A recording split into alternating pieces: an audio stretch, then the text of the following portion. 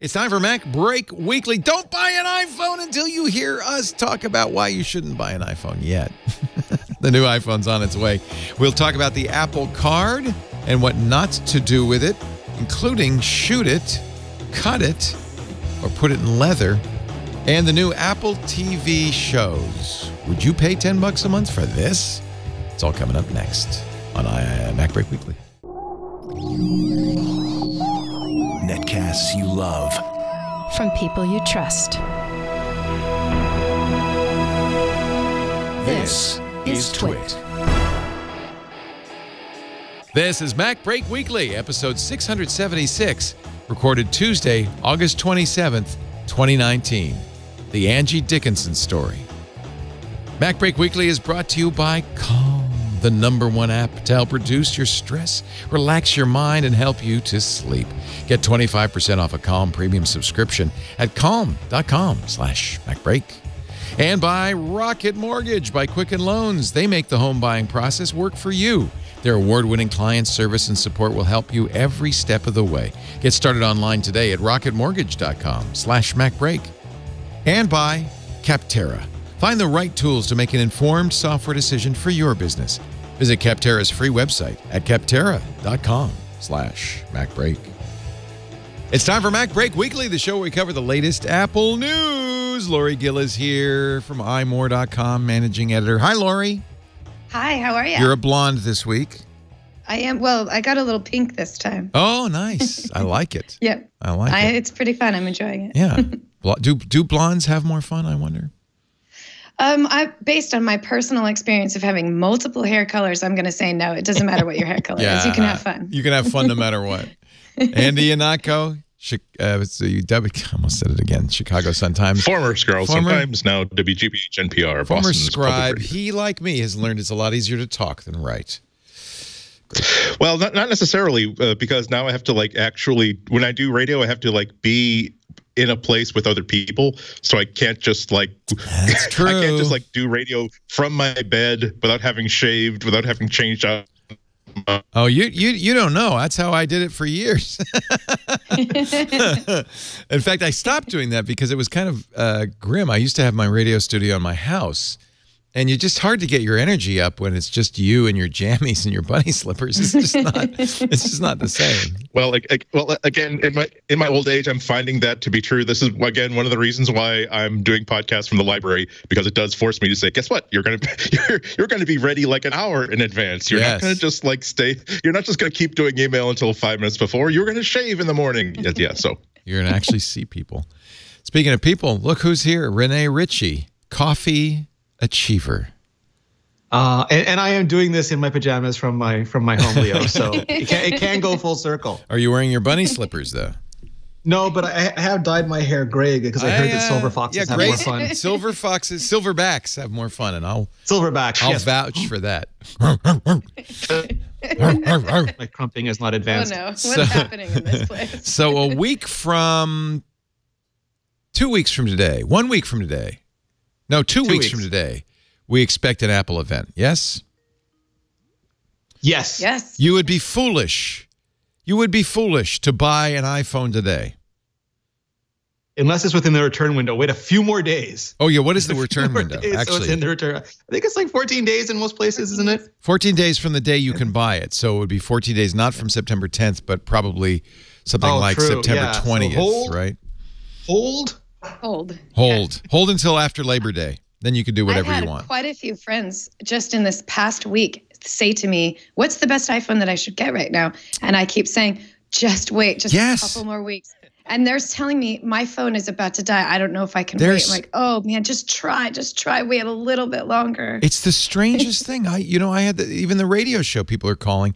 And Lisa's iPhone 10s Max has been really flaky. It died, as I mentioned, in Orlando on our trip. I lent her mine. She said, wow, yours works so much better than mine. Yeah. I had the same model. And so we really concluded it was a lemon, which I've been saying for months, because she said, I dropped a call or I can't get online. I said, you got a bad device. The problem is proving it to Apple. She brought it on Sunday. She brought it to the Apple store. The genius said, well, in our tests, I can't see anything. So we're just going to wipe the phone and wish you the best. and it's like, it was a little annoying to Lisa because it's like, well, I know it's not good because it's crashing every day. It'll have to be reset and things like that. And but this is how on the other hand, I kind of understand any tech support person is going to be faced with this because if you can't demonstrate it to them and to their face, it's hard for them to understand what's going on.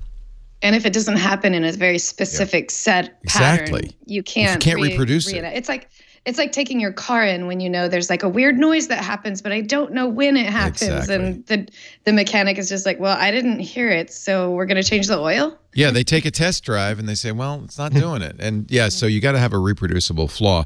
Unfortunately, these days, you know, it's completely possible to have a device that is kind of just not right, but not so bad that you get a new one. Anyway, I told her, don't worry. 2 weeks, you can gazelle it. Maybe let somebody it's sensing else its suffer. impending death. That's what it's doing. Like it just knows it's going to get the new one. Well, that's what I wonder. It's kicking and screaming. Everybody, the same thing. I'm having the same experience as Lori. Everybody's saying, oh, my phone. Does it just know somehow? Yeah, it does. It knows that we're going to use it to watch its own replacement. So we got the latest Gurman. The new Gurman's in. Yeah, Apple readies camera-focused Pro iPhones, new iPads, larger MacBook Pro. This is very much what we've been talking about all along. There's nothing new here, is there? Or is there? There's a couple new things. I mean, he's talking about the increased shatter resistance in the glass, which is nice. The increased water resistance, it'll go beyond 30 minutes, which is also really nice. The best way I've come across to explain what the iPhone 11 is going to be to people is the iPhone 7. You've had the iPhone 6 and the 6S, you had the iPhone 10 and the 10S, and now you're going to get one that has, is better waterproofing, better features, nicer design, nicer finishes, well, not nicer design, but the same design with nicer finishes and a big honking camera upgrade just slapped onto the back of it. We still believe, the way he writes this headline sounds like it's all going to come at once, but I don't think that's the case, right? No, in the article he actually says, he's listing everything but saying that some of the things will be coming later, which I think is true. But all in 2019. Maybe the things like the AirPods could go to, if anything is not ready now or not ready in October, they could very easily be ready in March, or they could just say, these are too close together, we're going to move them to March. And I apologize kind of for rehashing everything because, we talked about this every week for the last few weeks, but this is that time of year and there's nothing much to talk about except the impending Apple event. The thing that's so exciting though about the camera. Go ahead, Renee, and then Lori. I was going to say the thing that's so exciting about the camera updates for me is like I have this problem, and I know other people have had it too. Like even on this video, when I'm shooting my videos, if I'm too far to one side, I can't really fix it because I either have to move it over and there's no image data on one side of it, or I have to zoom in, and nobody needs this head to be any bigger than it already is, and then I lose data. And that happens when you take photos. It's just not centered, and there's no way to, without zooming in too much, to cut it off to get it back in the center, or the people aren't equal, or one kid moved and suddenly his face is missing. And what I like about this is they're going to fire all three cameras and just buffer that ultra wide angle, and then do computational photography to normalize it so it looks, instead of being treated as a different lens model, it'll be functionally just more data. And then you can reframe the shot the way we were changing depth before. Now we're changing literally the framing of the shot, and it's going to do that not just in photo but in video. Like it sounds like the video's getting full on. They said pro camera quality update with much bigger sensors. They're going to be taking much higher resolution pictures, much better low light. And as someone whose iPhone is their primary camera now, that is super exciting to me. Yeah, absolutely. Andy's audio is way down. How about you, Lori? And then we'll fix Andy. So I was just going to talk about how I love this time of year, and I know there's a little bit of the rehashing going on, that we're kind of talking about the same thing over and over again, iPhone 11, for example. But to me, this is the way I feel like I'm a kid and Christmas is coming. It's, what am I going to get? What is it going to look like? Is it going to be, is it going to be what I asked Santa for? So this kind of stuff to me, this is why I got into the business about writing about Apple, is I love just getting excited about what the possibilities are. And I personally am never disappointed with the outcome. Like the biggest disappointment is that we lately hear so many leaks that when they do announce it, it's like, oh yeah, well, that's basically what we thought it was going to be. And it's not quite as big of a surprise as it used to be. But I love all this kind of like talking about the minutia of what might be on the next iPhone. Like, we're still trying to figure out whether or not USB-C is coming, but apparently it's going to be a Lightning to USB-C cable, which is sort of like getting USB-C on an iPhone, but not quite. So, but it's pretty clear photography is going to be. By the way, I can hear you now, Andy. Go ahead. Sorry about that. No, it's an exciting time for mobile photography because now we have sensors that can capture way more data than you actually need to get a good picture. So like Renee says, whereas before, just 2 or 3 years ago, a camera had to take one picture and either it had guessed right on how to do it or it guessed wrong. You had to take what you get. Now it's taking like 50 photos. It's like, let's just shoot pictures with every setting imaginable. And then in the 0.2 of a second after we take the picture, we'll figure out what the best parts are of each. And when you have a company like Apple who that's hanging its hat on the quality of the pictures and the quality of the video that it takes, that's when you really get super alive. This is why I'm really I'm looking forward to the new features of the new Pixel phone for me personally, because I'm an Android user. But it's not really about. Andy's having a little trouble with his connectivity, I'm afraid. The library's onto him. It's caught on. You know, there's somebody in room 32 that seems to be sucking bandwidth like crazy. We think they're streaming The Boys, but we're not sure. I agree with Andy. I mean, computational photography is clearly the next big thing, and I will also be waiting, like Andy, to see what the Pixel 4 does, because that's going to come out almost certainly a month or so after the iPhone 11. Oh, and the cool rumor that Gurman had too is Google's going to be using the radar effect to Project Solus to increase the usable range of their Face ID system, which is remarkably similar to Apple's Face ID. And Gurman's report says that Apple's Face ID is also going to be way expanded, so it'll have a much it'll unlock sooner and over a greater variety of angles, including flat on a table. You know, so all that tech is getting better now. You know, the laggard here is Samsung, the #1 phone manufacturer in the world.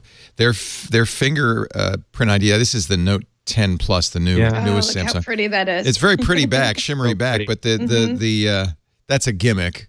But it's such a good one. It's a pretty gimmick, but they're looks like Lori's Apple Card. And in many ways they have, like they have 3 lenses. They even have a time of flight sensor, kind of a radar sensor on the back here, and it feels like they've got all the pieces in place to do what Apple's doing and Google hopes to do, I guess, which is take a picture with all, but they don't. Like you use one or the 3 lenses, and the depth sensing doesn't seem to be helping live focus at all. They can now do live focus in video. I'd be curious, and of course Google's never really needed 3 lenses, but they're going to have 3 lenses. So it sounds like, though, I feel like Apple's on the right track, and the fingerprint sensor on the Samsung is terrible.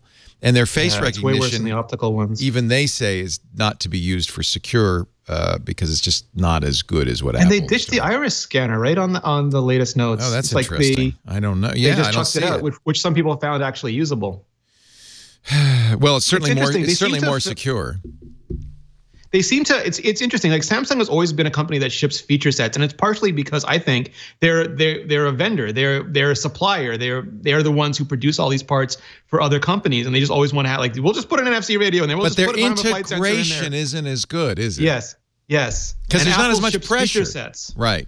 Where they don't ship NFC, they ship Apple Pay. They don't ship a second lens, they ship portrait mode and digital zoom. They don't ship a third lens, they ship smart framing. They're very cognizant of what the user experience will be for the technology they add. The other thing I think is safe to say, you tell me if I'm wrong, Lori and Renee, but that the video on the iPhone has always been better than anybody else's. Is it not the best? We talk all the time about stills, and I would say that the Pixel 3 XL and the Pixel 3a maybe are giving Apple a run for its money. Huawei too. And Huawei. But in video, is Apple still the king?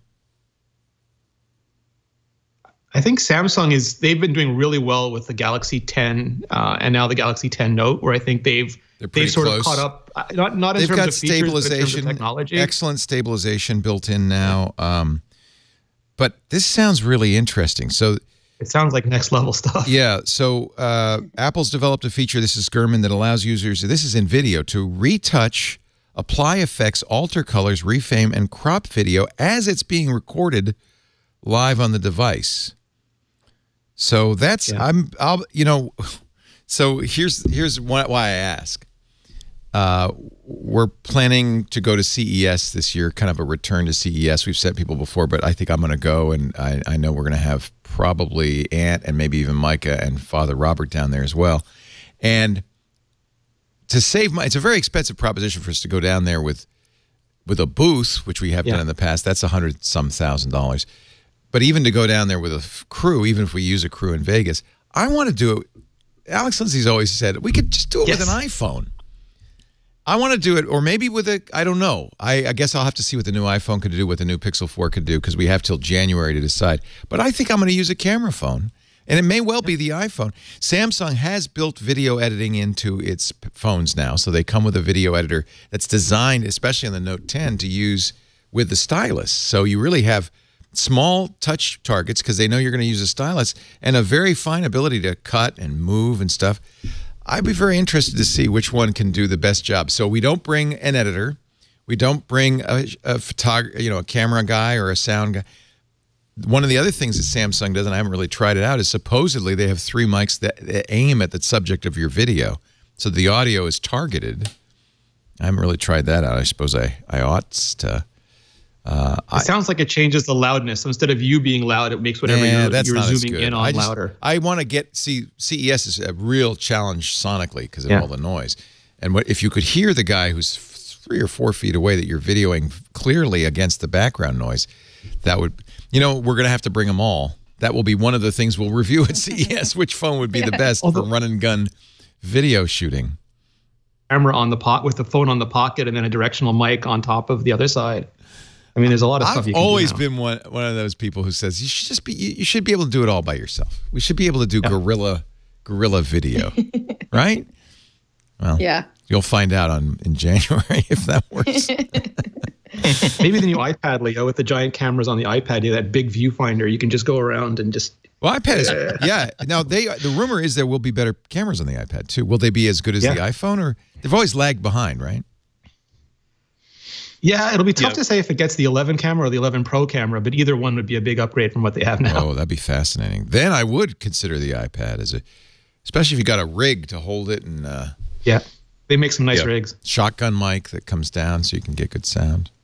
The ability to shoot 4K video and edit and post it from the same device, that in itself would sell a lot of iPad Pros. Exactly. I wouldn't need to bring an editor down. We could do it all and run and gun and file those stories instantly, and be constantly filing throughout the day. I think that'd be a great way to cover CES, because that's really what my always thinking on CES was always, and this is true of any conference, I want to give you the experience you'd have if you were an attendee. So you'd look and you'd say, well, I want to see that booth, I want to see that booth, and we just go and we do that. All right, it's a thought. Welcome back, Andy. I'm sorry we lost you. It sounds like we got a good. Sorry about that. I don't know. Maybe I just had a bad initial connection. Much better now. I just said to Carson, this is strike 2 because this is the second time that I had a disruption, and I'm so desperate to keep this wonderful spot as my podcasting home that okay, we'll try. If there's a strike 3, then we'll stop, or I'm gonna have to see how big a donation I'll have to make to the library to say, can you possibly give me a static IP address on the actual wire I don't network? think they'll do it. I don't think they'll do it. So I am living dangerously. I have a leather wallet. Oh, Apple. You know where I'm going with this.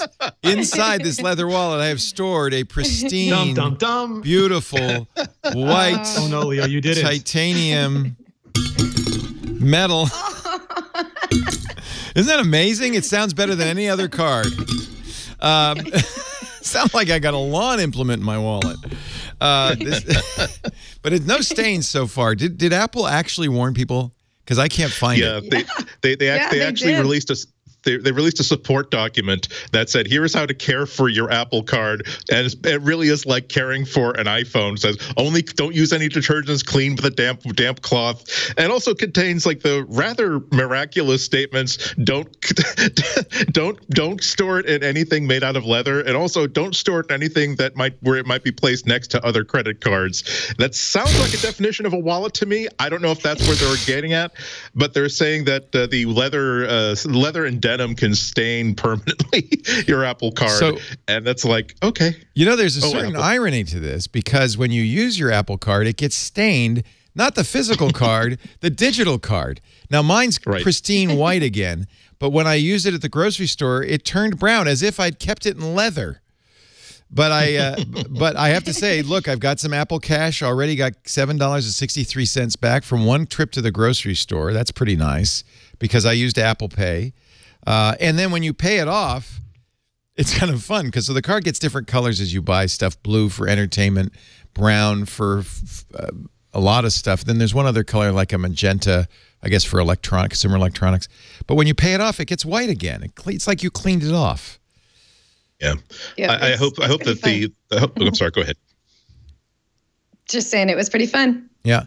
Mine is currently solid purple. Is it? A lot of entertainment going through there? Well, weirdly, it's purple because I took my cat to the vet to get a surgery. Okay. So that's good. Well, no. We need to accumulate the different colors you get. Pet surgery is purple. That's good to know. Huh? I thought she was going to say 3 years at Disney Plus made it purple. That will do it too. Yeah. Yeah. So do you like? I know, Renee. I'm sorry. I apologize because he can't get one. He's in. No, but what I thought was hysterical was that immediately, or a couple of days afterwards, all the other credit card people started putting up articles about how to take care of your credit card because suddenly that was the SEO battle you had to win. Oh, that's crazy. Well, I have other metal cards. I have a metal American Express card, but it doesn't clank as. I think titanium has a better. Vibranium? We need a vibranium one. Titanium has such a nice clank to it. Not as seductive as the clank of coins, the rustle of paper. Oh, all right. I was talking about this issue with some friends, and I went into this just thinking that Apple has to be trolling us, right? Because they're talking about, don't use compressed air. That's like very specific wording for cleaning your iPhone, and really ridiculous when you think about using to clean a credit card, right? So I thought, oh, well, they're just being really funny. But then Renee was pointing out that they're kind of they're covering themselves. If you remember when the HomePod first came out and you got rings on your wood because the HomePod would leave a ring to it, and so then Apple sort of after the fact came out and said, here's, put down coasters so that you don't mess up your furniture. So in this case, Apple is kind of ahead of the curve and saying, okay, there's going to be a bunch of people who are going to complain about how their credit card is going to get all messed up. So let's just jump the gun on this and give them this support document to explain how to clean it. But here's my argument. If they'd have just sent this Apple card in an envelope and put somewhere on the cardboard thing that it comes in, we recommend leaving it in the envelope to keep it clean. Nobody would be talking about how to clean your Apple card right now at all. Because then they've covered their backs, right? Because then when people start complaining about how wants to keep it in the envelope? That's kooky. But they can cover their. They can cover their back by saying, well, we told you whether you did it or not. And they do. And Lori, back me up on this. The onboarding experience of the card is awesome. It comes in a very nice, extra stiff, is it cardboard or plastic? With an NFC chip in the envelope. And it has a sheath and it has an NFC chip. It says, this is the best experience I've ever had. To activate your card, put your phone here. And just like with the AirPods or whatever, that little card slides up, says, oh, you got an Apple card. It's just great. My only thing about this is that I wish that it feels like a missed opportunity to me, because when I heard titanium, I thought of metal. I thought it would be this wonderful metal card. And in my imagination, in my technology wonder heart, I imagined it would be like vibranium, that Apple will have solved, because it's true. Every card does, my American Express is getting the plastic off the edges. My Visa card is all grimy. But this was an opportunity to end all that. It doesn't have to be just like every other credit card. I would have loved them to have come up with some wonder finish that it's not oleophobic, but it's like human phobic. It just gets rid of all the grit that we filthy creatures walk around with every day, and always looks like the way it looks in that video. To be honest, for all we know, it does, because so far, have you been able to besmirch your Apple card, Lori? I haven't. No, and I keep it in a leather wallet next to other credit cards. Yeah. So I think this is overblown. It's like no Cheetos. Please, no Cheetos. I just think we're kind of obligated to make fun of Apple for this, just like we were obligated to make fun of Apple for not for again they put so much thought into, well, what if we put an NFC chip in every envelope, so the onboarding chip, but not thinking about, well, why don't we just make sure that this thing will not look like crap after like 3 weeks without people having to read a special document. It's the same thing with the HomePod. It's like, did they not understand that people are going to put this on top of furniture, and that this maybe would be very, very important for it not to ruin the finish on your piece of furniture. These are like the first things that you do, and then you figure out how to make the cool NFC chip stuff work. I'm sure the YouTube videos that involve scraping the paint off of this thing will emerge soon if you apply nail polish remover. But I have to say, there's some things. The name, your name, the Apple logo. Actually, your name is not, but the Apple logo is embossed, as is the MasterCard and Goldman Sachs, and they've debossed the mag strip. So I mean, they've really. Actually, no. They're all debossed. You're right. They're not embossed. Maybe your name. No. It's all debossed, which means it's sunk into it. And I presume that the shiny metal color we're seeing is actually the color of the card, which is very pretty. I wonder how many layers you have to scrape off to get to the shiny metal part. Well, stay tuned. I'm sure there'll be a YouTuber that'll do that soon. It seems pretty. I was wondering the same thing. How soon before we have videos or services where you can refinish your card? Now, I'll give you a tip. Ferrari red. YouTubers. Oh yeah, like you do now with the AirPods and other Apple stuff. You can. Who is that? The Colorize? What is the name of that? Yeah. Colorware. Colorware. Here's a tip from Father Robert Balazer, the digital Jesuit, the mad priest. I didn't know this. Fluoride dissolves titanium. So if you have fluoridated water, don't leave your Apple Card in a glass of water. Whoa. Apple should. That's amazing. Yeah, I want to see that video. No, I want to know why Padre needs to get rid of an Apple Card body this badly. Fluoride and titanium. The financial. Do not mix. For the Financial News Network. So probably the fluoride is too dilute in water, but that's something I've been wondering about since I got my physical Apple Card. Is when you're not going to use a card anymore and you cut it up or you shred it, you can't cut up or shred the Apple Card. What do you do with it to destroy it? You degauss it. You can't destroy it. Microwave it. No. Put it in fluoride, apparently. Safety warning. Put it in fluoride, yeah. Brush your teeth with it. I had a titanium watch for the longest time, and it was natural finish, beautiful gray. It was my favorite watch, and it broke, unfortunately. And they stopped making it. But I washed my hands all the time, and I didn't. I think you'd have to have a stronger fluoride concentration to dissolve it. Most likely. Don't ask any questions. Padre will tell you no lies. So now there's one negative I should report for the Apple Card. Obviously, thanks to Apple, the onboarding experience, the getting the card, signing up for it, and getting it and activating it always is a really nice experience, best anywhere. However, you need to have an iPhone to pay off your card, and that's something you should be aware of. And apparently, the way you pay it off, at least the way I paid it off, you hook it up to a bank account, so you can't write them a check. You can hook it up to multiple bank accounts, though, which I thought was interesting. If if you and your partner pay through separate accounts, you can actually use separate bank accounts. So you can pay it with Apple Cash? Yes. No. No? Oh, sorry. I apologize. I misspoke. Yes, you can. Yes. Yeah. But at the rate of 2%. You can load out Apple Cash in any dodgy way you want, and then you can use your Apple. Yeah. At the rate of 2% of transactions, it's going to take you a while to pay off your card. You're going to be going in the wrong direction. Bitcoin. Yeah. And that's the other thing is your cash back is in Apple Cash. So I don't know what I'm going to use Apple Cash for. I guess if I buy I know, Arcade Plus. I'll use that. Yeah, that's probably what they're that's what they're thinking. The plan that You'll probably get about $5 a month back. Yeah. Yeah, it's like when the casino lets you pay for casino services using chips. It's like, no, don't exchange our house script for actual money. Spend it here instead. Spend it all here. But I bet most people are just going to park it and then use it for like when they're splitting a bill with other people and they need to like pay people back. I'm new to all this. Is there a way to take Apple Cash? I think you can withdraw it and make it something. I can send it. Yeah, you can just have it deposited into your bank account. You can. Okay. Yeah, you just have to set it up. It's very easy. We have a guide. Or Andy's dodgy Bitcoin scheme. Yeah. So I have to say, the cashback is kind of nice. I bought something like $383 worth of groceries, and I got $7.63 back. That's pretty nice, you know. That's a burrito. That's a burrito. I mean, as soon as you can translate that into something tangible, then you start to really appreciate it. Yeah. Oh no, I want a burrito. Yeah. Well, there were some people who were worried and saying like, you know, it's a lock-in, which fair enough. But I always point out now that iPhone amongst non-nerds, like the mainstream, the vast majority of people still has an over 90% retention rate. So if it's mostly us nerds who move around phones, then we tend to keep a lot of phones, including an iPhone. But if you're at all worried about it being tied to the iPhone, you don't plan on having an iPhone for years and years and years, like Laurie Gill and myself, then pay attention to that part too. Yeah. Is there no alternative way to pay this off? There will be. It's like Apple Pay, where they rolled it out to iPhones first, then it went to iPads, and then Macs, and then the web. Okay. It's on iPhones and iPads now, and it'll go to the Mac. And at some point, they need a web interface so that if I lose my phone, I can still pay my bill.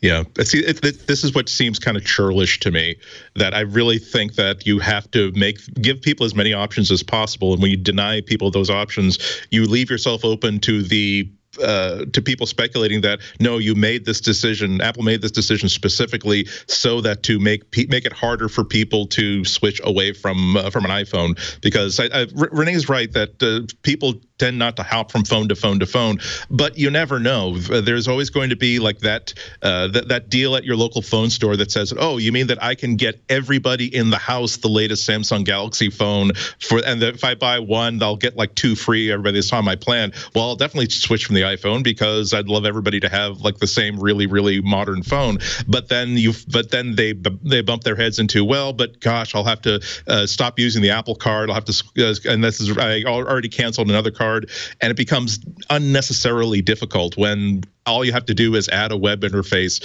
or at least let me use desktop machines to use it. That this is the sort of thing that consistently annoys me about Apple. That this isn't like messages where there is a credible argument to be made that Apple can't. It's not in Apple's best financial interest to support 1 billion people worldwide using Android phones using the messages service, but what's their excuse for not having a couple of interns for a month working on a web interface for this, just to make sure that if you lose your phone or for whatever reason that life happens, you can pay your bill and take a look at your finances from the web. I just don't see that Apple has a good excuse for that right now. Yeah, I agree. It's a little bit of cause for concern.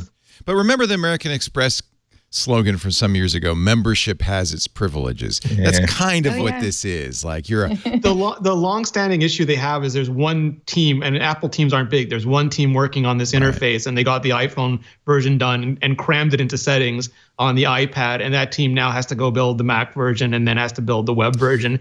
And they also they don't assume that the iPhone version is correct, so they'll get a bunch of feedback and then make a better iPhone version. That'll be the version they bring to the Mac. I'm guessing that Goldman Sachs will also weigh in on this. This is their first credit card. They're the ones that are going to get the heat if there's no other way to pay it off. I'm guessing there will be. And the support cost. And the support cost, right? As more and more people have this, and then call up and say, "Hey, I lost my iPhone. What do I do? This bill is going to go up 25%." Do it over the phone, which is a big support cost. Yeah. And that's another thing that's worth talking about. Goldman Sachs really has to demonstrate their good faith to customers, because the last time that they were really largely in the news in terms of personal finance, they were getting slammed because they were selling financial products to individuals while also internally using their own money to bet against those same financial products. So they really have to demonstrate that they're not out to screw consumers like they were out to screw their own investors. You know what? It's a new Goldman Sachs. The Secretary of the Treasury is formerly Goldman Sachs. There's a lot of Goldman Sachs. Oh, there you go. Well, it's an all new Trump administration. We know he's good as gold. He's good as gold. Here, by the way, it's like Accenture. It's not Anderson. Is your first YouTube video? What's inside an Apple credit card? Tear down. 3, 2. Oh, there you go, Lori. 1. Yes, I'm so happy for Oh my God. What if it has an antimatter core? It's hard to cut. Oh no. Oh, yeah. This is the first. This is from What's Inside. They do that. There you go. You to the tire store. Just try cutting out my credit card now. So that's what you do, Lori, if you don't want to use it anymore. It does not look easy. You get some snippers. I watched adamantium. a video. I watched a video that some people shot it with a bullet and it was bulletproof. Ugh. No, come on. No, I'm serious. You can find it. I think search is Apple Card bulletproof and it'll It might pop not have up. been steel jacketed though. It's much thinner than a Bible. So if you want to keep that in your hard pocket, I have to say, I do want to see the one where they take nail polish remover to it because it is really pretty metal. And it would be nice to see what it looks like without the white. Would that void it? I doubt it. Do you think just fingernail polish would remove that? Because I would do that right now. Put a little, about what my Apple Card looks like. I don't as care. always, It's a credit card. Test your finish before using a product. Just a little You have to corner. clear coat it later, Lori. Ooh, clear coat. Yeah. I'll put polka dots all over I it. can guarantee you that there are people doing that right now, maybe to their Decorate regret. it. Apple Card socks, okay, Leo. That's going to be the next big thing. I think that Apple honestly thinks that every time you use the physical card, they've lost. Like the whole point is to get the entire world to think that it's a lot easier, a lot more fun, a lot more interesting to use your watch, to use your phone, rather than to use your charge plate, as our forefathers would have said. Yes. I'll tell you, I ask more businesses now if they take Apple Card than I ever have before because I want 2% instead of 1% when I make those purchases. And I'm always a little disappointed when they don't. Or I'll say, you should probably, this is the one. Just wait till he picks it up. Check it out. They're going to shoot an Apple Card? Poor innocent Apple Card? It can't have bounced off. That makes no sense. Look at that. Well, what are they shooting it with? A 22? It's just BB? a pistol. I don't think it's That's a very probably a strong 22. weapon. It's if I got shot with a 22 and survived because of my Apple Card, I wouldn't complain that it wasn't a 44. I would still say that was a very good Why'd thing. you use such a wimpy gun? That's awesome. That's good. It bounced off. So Apple Card could save your life. That's why you don't keep it in your wallet. You keep it in your breast pocket right here, right over your heart. Yes. All right. I'm going to calm you down now because it's time to talk about our sponsor, Calm. Don't you feel better just even saying it? Calm.com. I'm a Calm Premium subscriber, have been for some time now. And the reason is it's the best place to go for directed meditations, for sleep stories, for beautiful, soothing music. In fact, it's so popular now with ambient musicians that Moby and others have posted their albums on Calm first. Calm's amazing. Your daily meditations. Today's daily meditation is really a good one for me. It's patience. I need that. I need that one. Tamara Levitt and their other narrators will walk you through a 10-minute or so meditation that will relax you, will calm you, will make you feel better, make you feel good. I love Calm.com. And, sleep deficiency is a huge problem these days, it's damaging. It's bad for your brain and your body. People who don't sleep or sleep poorly are more prone to accidents, weight gain, depression. Don't let your sleepless nights become a lifestyle. Get some help. Calm has a complete library of programs designed to help you get the sleep your brain and body needs, like soundscapes, which are just, things like water, a brook, a bubbling, babbling brook, or thunderstorms, but also sleep stories. There's over 100 now, and there are more all the time, narrated by some beautiful voices. My favorite, they have a bunch of ASMR. I discovered this earlier today, including one by the French Whisperer. It's so nice. That's what I'm listening to tonight. But also Stephen Fry, Matthew McConaughey, Jerome Flynn from Game of Thrones does a really nice one, a tour of New Zealand. The great thing about the sleep stories, you listen as long as you can. There's one on relativity. Actually, that's the French Whisperer. And as long as you listen, you're learning. But don't feel bad if you fall asleep either. They have children's stories too. Your kids will love them. Right now, you're going to get 25% off a Calm Premium subscription just because you listen to Mac Break Weekly. Go to Calm, CALM.com/MacBreak. Apple's App of the Year in 2017. It's beautiful. Put it on your phone, your iPad, and your computer too. CALM.com/MacBreak. 50 million people. 50 million people have downloaded Calm. I'm one of them, and I use it all the time. I love it. Calm.com. /Mac break. 25% off right now. There's no reason to be stressed. Lisa and I have both been using that lately. It's just really nice. Suddenly, I'm not so bummed out about the stains on the Apple Card. Yeah. It's, it happens. It happens. It happens. Stains. Whatever. They were doing their best. Now here's something to get Easy your heart, come, easy go. your heart rate and blood pressure up again. Apple contractors allegedly listening to 1,000 Siri recordings a day each. Now, they've let them all go, right? They're done. They fired them. They've paused it, which means that they are now unemployed because they were contract workers. Right. The Irish Examiner, I guess many of them were in Ireland, say that they were doing on average 2 a minute. And that means they're not really paying close attention to who you are or what you're saying. They're really trying to figure out if Siri understood the command and if Siri did the right thing. And but if it misfired, why it misfired. Why it misfired. Of course, we remember.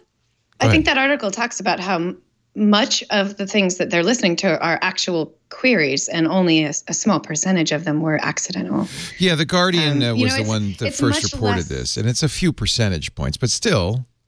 It's much less shocking when you're reading it from that perspective. It doesn't seem quite as they're listening to people getting murdered or whatever. Well, Apple said 1%. So if we give Apple 1%, that means that every contractor every day is hearing 10 misfires, right? If they're listening to 1,000 a day. So if that's 5 people making love, 3 people fighting, and 2 people going, "Hey, Shlomo." No, I misfired that much just by saying seriously or just when my TV's watching. So it could just, just be me. Did I mention this last week that our cat's name is Samantha? And I call her Sammy, and every time I say, "Hey, Sammy," you get a dollhouse. You get a dollhouse. Anyway, Apple stopped it.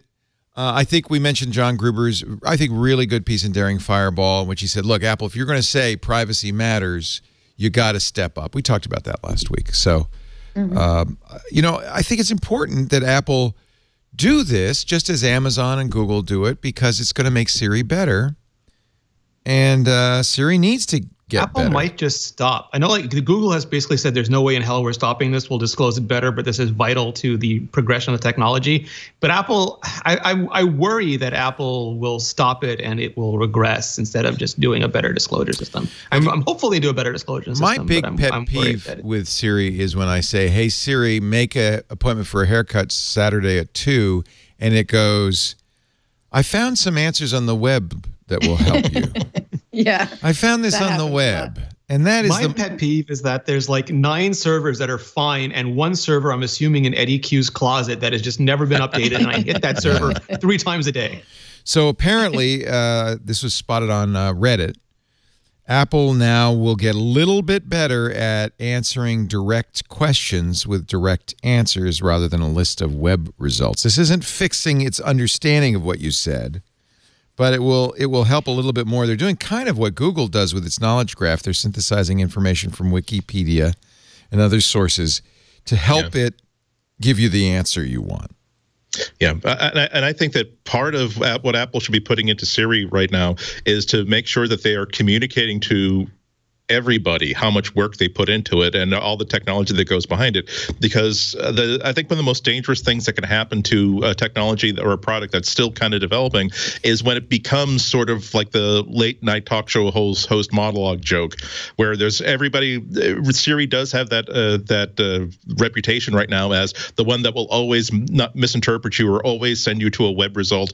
For every time that there's a head-to-head competition between the 3 major services, Siri comes in last, which means that even though it's improving all the time, and how it works this year is much better than it was last year, and nothing like how well it'll work next year, people will kind of like not even trust it or not even try it because they're going to be anticipating that they're not going to have a pleasant experience with it. So I think that this is an area where if Apple were to publish lots of papers about how they make Siri do what it does, even like online interview, make their engineers available for interviews about how much work they put into Siri, and also incidentally push the button that there's a reason whether they can 100% defend the statement or not, being able to say that, well, there's a reason why Google's Assistant is so good, because they don't make security and privacy a priority, whereas there are things we could do to make things easier for ourselves, but we don't want to compromise security,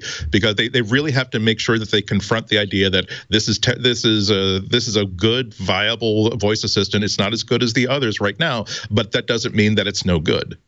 So I actually want to correct myself, because as I'm rereading this article, the headline in 9 to 5 Mac says Apple testing smarter Siri web answers. So for Spotlight search queries. So when I went, this is the Reddit post. If you do this, type this into Spotlight, you'll get, in fact, how tall is the Empire State Building? Typed it into Spotlight. As opposed to saying it, you'll get a web answer. Show my phone, if you would. You get a web answer. The total height of the Empire State Building, 1,454 feet tall. And then this is the new thing, the Siri Knowledge card, which gives you the answer. And then even if you go to the website, it'll highlight, supposedly, we'll see, it'll highlight the answer, maybe not, that they got this information from. So presumably this, let me just try it. Let me just see. Let me start Siri. How do you start Siri again? Press and hold, right? For a second. Yeah, oh, wait a minute. Never mind. I got to start over. I'm sorry. Yeah, I'm sorry too. How tall is the Empire State Building? The Empire State Building is 1,250 feet tall. So it is answering in voice, and it's giving me this new knowledge card, which is great, with that information in it. So I think that's nice. So maybe it is coming to Siri. I just want to be clear, this is a Spotlight feature. Because it's really doing kind of the same thing it was doing before. It's actually answering the question, and then instead of saying, here's some results I found on the internet. So it's not, it's not smarter than it was before. It's just using knowledge it has to get that answer more specifically in your face. So in this case, I said, who was the first man on the moon? And Siri didn't speak it, but did say, here's what I found, and put up this knowledge card. Instead of that awful answer, here's a few things I found on the web. That was really the answer we're getting rid of. This is a lot better. So that's good. Mm-hmm. That's good. So maybe, Siri is getting better, but I do think that if Apple throws away this whole process of grading Siri responses with humans, it does take a human to do that. Unless Apple, at the next WWDC, they may announce, we've come up with an amazing machine learning way to improve Siri's answers without human intervention. Maybe that's what they're working on. Well, they have reorganized that entire, everything is now under Gianandrea. Right. They've all, and he came from HomePod Google. Left Craig and has gone to Eddie, but yeah. He came from Google AI. Yeah. He believes firmly in ethical AI, and he thinks Apple's a really good place to do it. So now all he has to do is do it. Yeah. That's the problem, isn't it? I think this thing that struck me the most about that specific story was the human element to it. We're all talking about, oh no, there's a bunch of people listening to our stuff, but really a bunch of people just lost their jobs. Yeah. And I know it's contract work, but it does kind of make you go, oh yeah, they probably kind of expected to have this contracting job for a really long time, and it just pulled out from under them. And things happen, but that's a bummer. I hope they can find a replacement job, or maybe even this comes back in a different format so that, they keep working, they keep having that job they wanted or something. Sounds like kind of a grueling job. Yeah. Yeah. Just listening to people talk all day long. To a minute. None of the contract jobs are good. Even Apple Maps, Amazon, I wish Silicon Valley would just stop doing that and bring people in-house. Yeah, to say nothing of all the content moderators that have to watch horrifying videos. That's the worst job. Day in and day out, and they're not getting, without any job security, without the right kind of pay, and suffering injuries that kind of require PTSD treatment afterwards. So I really think that I hope that there's going to be a time 20 or 30 years from now when we look back on how tech companies, big companies, including Apple, used to hire people to be disposable and kind of automated machines, and it was kind of okay. That's just terrible. Yeah. Apple is going to let users view their healthcare data if it comes from Allscripts. This is a new way of connecting.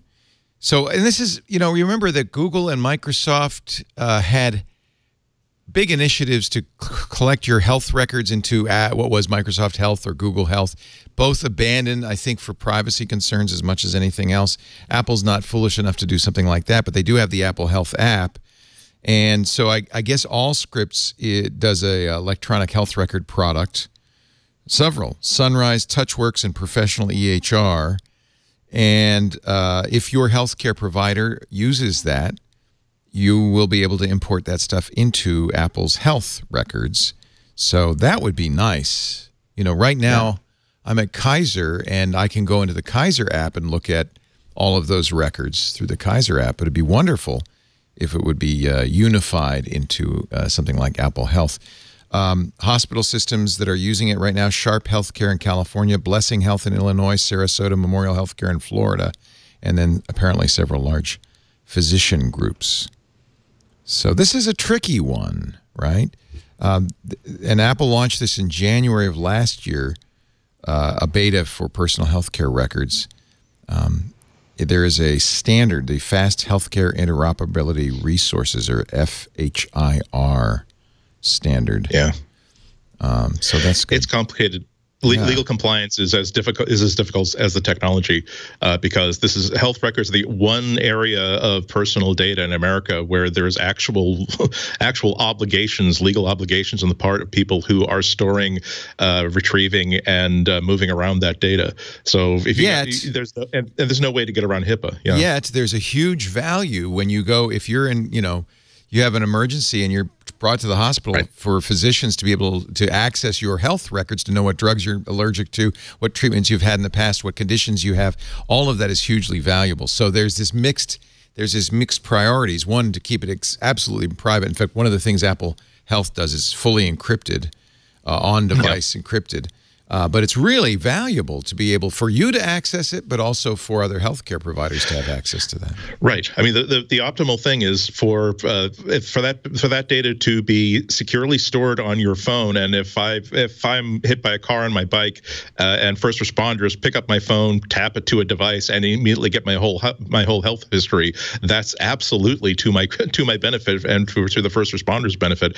The only hitch is that we just have to make little modifications to stuff like HIPAA to say that the fact that I've put this data on my device in a format that can be accessed by health professionals implies that I'm giving consent for that data to be accessed by that person on scene. Yeah. So it's just little things like that have to be worked out. It is. I had a really fascinating talk with some of Apple's privacy people, and they were talking about how initially their view on privacy was absolute. Your data was your data, and nothing could come between that. And then when they were dealing with health, they realized you couldn't be that black and white, because there were all sorts of cases where maybe you were not able to use some of the health data that you would benefit from, or by combining things together, you get much more value out of it. So they've been re-architecting where it's still, I think, double opt-in to get into some of it. Like you have to say, I really want to use this. No, I really want to use this. And then you can start connecting with caregivers and medical institutions and all these things to really give you that wealth. And I thought that was a good moment for Apple, because if you take anything too far, it becomes, as bad as what you were trying to defend against.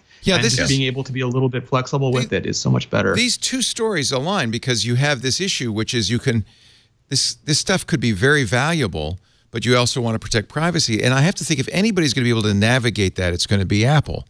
Ben Thompson had a great piece this morning in his Stratechery column on privacy fundamentalism. And he's talking about the issue of, if you get too, dogmatic about privacy, you do lose some benefits. And so what we have to really do, I think, is be balanced and say, okay, we certainly are owed and want privacy, but there are definite values to sharing data. And you need to be informed. Yeah. That's the best part of the problem. Yeah. He talks a little bit about WebKit, because last week WebKit announced that they were going to really up their tracking prevention on Apple's Safari and browser. And Mozilla. Mozilla Firefox does this as well. And Ben points out that this is a little tricky, because he uses things like Google Analytics without sending data back to Google. He's able to do that to find it. He sells subscriptions, right? And he has a number of plugins on his site that are not for invading privacy, but enable him to make a living doing his, site. He doesn't put ads on his site, so it's not a question of ad tracking. And he says WebKit, these changes to WebKit will hurt him. So in case you were wondering, yes, this will affect sites like Stratechery, and the WebKit team knows it. He says this will hurt things like WebKit says this will hurt federated login using a third-party login provider. That's something Stratechery does. Fraud prevention, bot detection, improving the security of client authentication. All these things are good, but it is a trade-off. Apple says when faced with this trade-off, we'll typically prioritize user benefits over preserving current website practices. We believe that is the role of a web browser, also known as the user agent. Ben says it's disappointing that the maker of one of the world's most important and most unavoidable browser technologies, WebKit's the only option on iOS, has decided that an absolutist approach that will ultimately improve the competitive position of massive first-party advertisers like Google and Facebook. His point being, if ads on Facebook are first-party, not third-party ads, because Facebook's providing them, but he's too small to have an ad technology built into his system. So it'll actually, first-party providers like Google and Facebook will benefit from this, even as it harms smaller sites that rely on third-party providers, not just for ads. Yeah, okay, maybe for ads, but not in his case, all aspects of their business. So I think this is a good point. He titled this piece Privacy Fundamentalism, and I think that's what we're talking about here is balancing, and we talk about this a lot on Twig too, because Jeff Jarvis will always say, well, yeah, but think about all the benefits we get from aggregating some of this data. And so the trick is to balance it.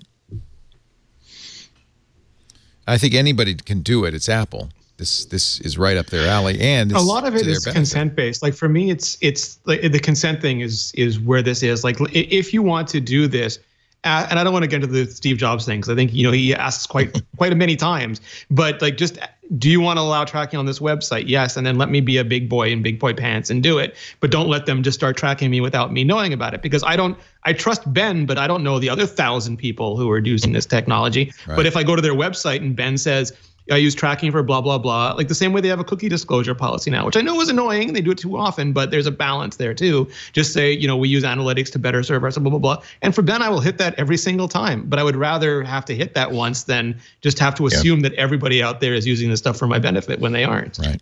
So long as it's a transaction and the people understand what the nature of their transaction is. Consent is all you need to do, I think. I think some people would point out, though, except that most people aren't going to take the time to understand the pros and cons of the transaction, are just going to say no, no, no, no, no. You can't infantilize them, though. They got to be adults. No, they should be given a choice. But the WebKit is doing that. That's what Apple infantilizes its users in that sense by saying, well, we know what the best defaults are, and we're going to choose. Well, Google wants to use us, Apple wants to protect us, and none of them are talking to us. They're all talking. That's right. But I think Apple's realistic because most users don't want to be bothered. They just do the right thing for me, and so that's what Apple's doing. Yeah, people like us often forget that for most people, a phone, a computer, an internet service, it's just a box with a button that they push to get the thing that they want out of it. And it really isn't, they don't feel any sort of an obligation to understand how it works or why it works. And we really need to understand, as people who are interested in this sort of stuff and also try to communicate how these things work, it's important for us to not raise the alarm when it turns out that, oh my God, your voice assistant is actual human beings might be listening into your conversations, and make sure that that's not the headline story, but to also make sure that people understand when there's an important thing, such as that when you tick the box saying that you agree to release of certain private data for customization and personalization, that maybe they're going to make it very, very difficult for you to rescind that later on, or to be aware of when that is on and when it is off. So it's hard. I mean, just like we were talking earlier on about people who are trying to talk people out of buying a phone a week before an Apple event. to us, it is like, oh my God, no, don't obvious. go into the basement. That's where the killer is. Don't go into the basement. But to these other people, it's like, well, my phone is crap. I need a new phone. My fingers bleed every time I try to swipe anything, so I don't swipe anything. And I'd much rather have a phone for the next 2 weeks than have a better phone. Anyway. This is Firefox I use, and obviously you can't use this on a iOS device. You could use it on the Mac. And by default, when you first install it, you get this kind of they call it standard content blocking, balanced for protection and performance, allows some trackers to function so websites work, block known trackers only in private windows, block third-party tracking cookies. That's the default, but I often, and I suppose and this is why this is challenging, I will go into custom and I will check block fingerprinters, because that's those things from, the like buttons and the tweet buttons. And every time, of course, you go to a site with a like button, Facebook gets a signal that you're there. They can, concatenate that information. So I always block that. Do you want to block trackers only in private windows or in all windows? This gives the user the choice, but goodness gracious, how many users know what they're getting here and can figure it out? And I don't know if you pay attention to Do Not Track, but when you turn on Do Not Track in Firefox and other browsers, it'll pop up a big thing that says, well, you can turn it on, but nobody's going to pay any attention. And this just goes on and on and on. And can we just do a little shout out to show that no matter what happens with Apple, Google, and Amazon, Facebook has always got to one-up them. Like now we're finding out they're using humans to read our messages, not just our devices. And they're launching a new app where they want us to persistently share our location and message. It's just like whatever controversy we have, they're like, no, we can't be out of the spotlight that long. Have you seen Well, and I have to say, that's the reason I don't put any Facebook apps, Instagram, WhatsApp, or Facebook on anything I use. I don't have a Facebook account, and I block Facebook trackers, Facebook, like buttons and all that stuff. And I bet even though I don't even have a Facebook account, they have a shadow dossier on me. They know a lot about what I do anyway, even though I'm doing all of these things. But I think it's prudent. I don't mind. I don't miss anything. I have my friend, my trainer actually is also the coach of a crew club with high schoolers, and they're trying to figure out what they should do so that they can have a kind of a group messaging platform. So he can say practice is off today, or whatever. And he said, well, somebody said, what about Facebook? And he said, all right, well, how many of you have Facebook? This is a group of 40 high schoolers. 0. Wow. 0. And this is what keeps Mark Zuckerberg up at night. That's why Mark should buy Calm.com. No, this is what keeps Mark Zuckerberg up at night, is that the young people are not interested. Now, they all had Instagram. So Mark was smart enough to say, well, let's see, what are they going to use next? But and a lot of countries, WhatsApp. Yeah. And TikTok, and I mean, every kid that age has TikTok. So, and that's a Chinese company, which is not bound by any U.S. laws. So this is an important conversation. We have it a lot here. I actually suggested to Lisa that maybe we should do a privacy show or something. I don't know if it's worth a show, but I feel like we should be talking about this because this is something people care about. And look at, even when I look at this Firefox, I don't know. Should I block trackers in all windows or only? Well, clearly only in but right. And then I have a block list. Oh, good luck maintaining the block list. Should I use level 1 or level 2? I don't. I mean, I guess what you do is turn it all the way up and see what happens. Yeah.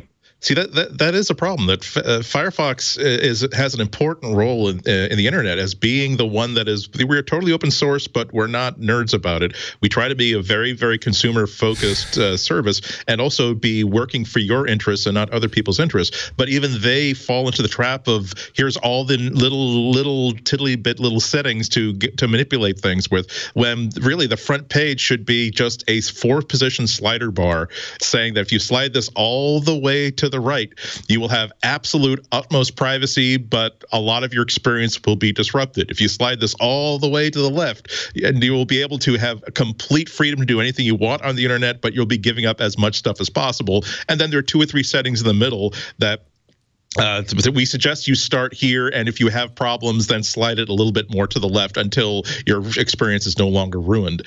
And I'm amazed that there are companies that there should be a way to so do much, that. But don't. Yeah, exactly. Yeah. That is exactly the sort of people that you want to get in. Not the people who understand how proxies work and the people who understand how VPNs work, but the people who just understand that. They don't want their location to be captured by they don't want to do a Google search for a car that you saw a TV show about in a movie, but just because you thought it was a cool car and you wanted to know, when it was made, and then suddenly start seeing a million ads everywhere for buying new cars and car financing. Yeah. I mean, I take some pride in the fact that we don't allow trackers, our advertisers, the ones who buy billboards are often saying, I'm sure you encountered this as well, Renee, oh, please, we want to put some trackers in there and stuff like that. And we really limit what they can do. And podcasting, by its very nature, at least so far, doesn't track you. That's why we do our regular surveys to kind of, and that's all opt-in to find out more about you, because advertisers do want to know this. But I think there is increasing pressure even on podcasters. Ad tech is coming to podcasting. And can you imagine a tracking tone, and every headphone has it built in to listen for the tracking tone in the podcast? Oh my God. They're going to do something because advertisers want it. And they've been spoiled by banner ads and digital advertising and ad tech and digital. And that they say, well, why can't we do that with podcasts? And so I do have a little dog in this hunt because I don't want to have to ever do this. We have a good model, which is we do shows for a specific kind of person. If you want to hit that kind of person, buy an ad on the show. That's the original magazine model. Like, you never knew how many people who read a magazine or how far into it they read. Yeah, what happened to magazines? Yeah. What happened to magazines? What happened to the advertising business, too? Yeah. I mean, it's not like they're thriving. Yeah. Well, but that's the thing. I think digital advertising there's billions of dollars in it. I don't know. It's a really... For Google and Facebook. For me, this is something I've been dealing with. We just came back from the podcast convention, and this was a big topic of conversation for us, because I really don't want you to have to use a particular app. That's why Spotify spent $230 million on Gimlet, is because what they'd like to do is make you use the Spotify app for all your podcast needs, because then they know exactly how much you listen to, when you listened, all that stuff, who you are. And so far, we've managed to avoid that. I don't care what podcasting app you use. Please use the one of your choice. Even Apple offers those analytics, right? But and so I guess some podcasts are tempted to say, please only listen to us with Apple. But I don't know. I don't know what to say about that. Let me just see. I use uBlock Origin, which is another kind of high-end geek tool to not merely block ads, but block trackers, block scripts. Scripts are a big problem too. Yeah, it's pretty easy though. I recommend it to people because I know that they can install it and use all the defaults, and it'll just plain the defaults work. That's right. Yeah. Although I'm looking at Stratechery, who they have no ads, and uBlock Origin is blocking 13 requests. So, that's an example. I don't want to block anything from Ben. Ben deserves. I actually pay for his subscription to Stratechery because Ben deserves the money. It's great insight, and he doesn't have ads on there. He's got a model that is exactly a consensual model. You can read a bunch of stuff for free, and if you want to buy a subscription, you can. And that's a perfect model. And yet, a lot of his stuff is being blocked. So, I'm going to press the unblock button right now on Stratechery, Ben. And you'll know what basketball team you support. That's fine with me. Let's take a break. We're going to come back with more. Actually, some big news in the jailbreak arena. A mistake Apple made and has now fixed. But first, a word from Rocket Mortgage by Quicken Loans. We love Rocket Mortgage, longtime sponsor here. They're a great company. Finding the right house is tough enough, right? But then you got to get a mortgage, the biggest check you'll ever write in your life. Buying a house. Very few people pay cash for a house. You got to get a mortgage. I just want to tell you where to get the right mortgage. Rocket Mortgage. They're doing more than anybody else to help you understand the process so you get exactly the right mortgage. Because it's not just any mortgage, it's your mortgage. They are obsessed with finding a better way. Their #1 goal at Rocket Mortgage to make the home buying process smoother for you. And by the way, they are doing it. Their client service and support is award-winning. J.D. Power has ranked Quicken Loans, the creators of Rocket Mortgage, highest in customer satisfaction for primary mortgage origination 9 years in a row. 6 years in a row, highest in mortgage servicing. If you want more J.D. Power Award information, go to jdpower.com, see the process and everything. But that should be very encouraging to you.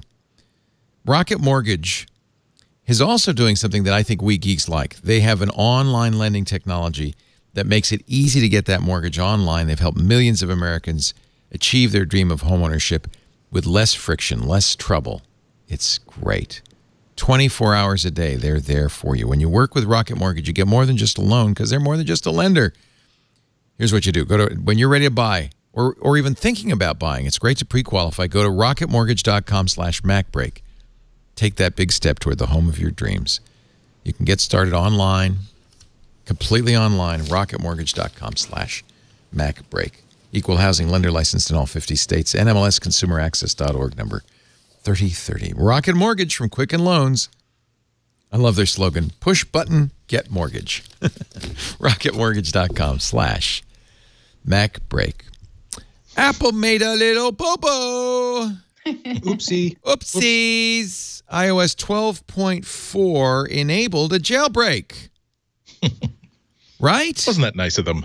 Yeah. It actually re-enabled a former jailbreak, or it disabled the fix of the jailbreak, if you want to put it that way. That's the oopsie. They broke the fix. But now they fixed the broken fix in 12.4.1. So the thing about jailbreaks that's important to understand is that a jailbreak takes advantage of a security flaw. In every case, from day one, it was something that's not right. It's a bug that is almost always a security flaw. Because if you can jailbreak your phone, so can a bad guy, and they can use it to get onto your phone. So anytime you've got a jailbreak, Apple's going to fix it. And I don't think it's because they don't want you to jailbreak. I mean, obviously they don't. But it's just as important because it's a security flaw, right, Renee? Yeah. So the same tools that a benevolent actor or just a hobbyist would use to jailbreak, a malicious actor, a bad actor will use to break into your phone and install monitoring-ware, spyware, any sorts of other stuff. Right. Do we still jailbreak? Because I'm a jailbreak. I have to confess, I jailbroke the first iPhone. I think it was the first. It might have been the 3G iPhone because Amber MacArthur was in Canada. And as you know, Renee, you couldn't get an iPhone in Canada in the early years. So I wanted to get her one. So I jailbroke it and brought it to her. She was smart enough never to use it. Mine was the same, But that way she could use it with Rogers, right? She could put a Rogers SIM and it would be able to do that, I did the same thing. And to get really incredible cutting edge features like, cut and paste. And tethering. Notification center. Is there a reason to do it these days? Because really all it does today is let you use a third-party store. And that seems like just a really bad idea. Most people do it for customization still. Like if they want to change the kind of icons, the way of the icons, the density of the icons. Like it's mostly for tweakers who want more customization control over their phone, or for security researchers who don't yet have Apple's or search-fused phones, who want to be able to get into the phone to start poking around to sort of do more research. That's not a bad reason to do it. It's still risky. I stopped with iOS 8, I think, just because I finally had everything that I was using jailbreak for, like the notification center, the control center. That was all the big stuff for me. I just wanted things that were easier to do, and now it could do all that stuff anyway. So I remember we would jailbreak it, or Alex Lindsay would jailbreak it because it was the only way to get a video out of the phone so that he could shoot the phone direct instead of taking a picture. Or screen recording. I mean, they've just... But they've put all the features in now, so... Yeah. I love the jailbreak culture, which actually isn't very robust anymore, but I've always been too scared to jailbreak my phone. But I've always loved reading articles about, things that you can do with your phone once you've jailbroken it, and the creative things that people would come up with once they've jailbroken a phone. And that, if I wanted to, I could go download this cool thing, this cool hack, if you will, that you could use on your phone. So it's always been a fascinating culture to me, even though I've jailbroken an Android device, but I've never done it with an iPhone. For some reason, I'm just too scared to do it on an iPhone. Yeah, unfortunately, the reason, the larger reason for most people to jailbreak an iPhone or to be able to sideload apps is because all of the pirated apps, all the broken apps that are available online require that. And once you start to say, I'm going to trust an app that was provided to me by someone who stole it from a developer, that's never a good idea. Yeah. I also found maybe it was my just kind of sense of it, but it felt like it made the phone much less reliable.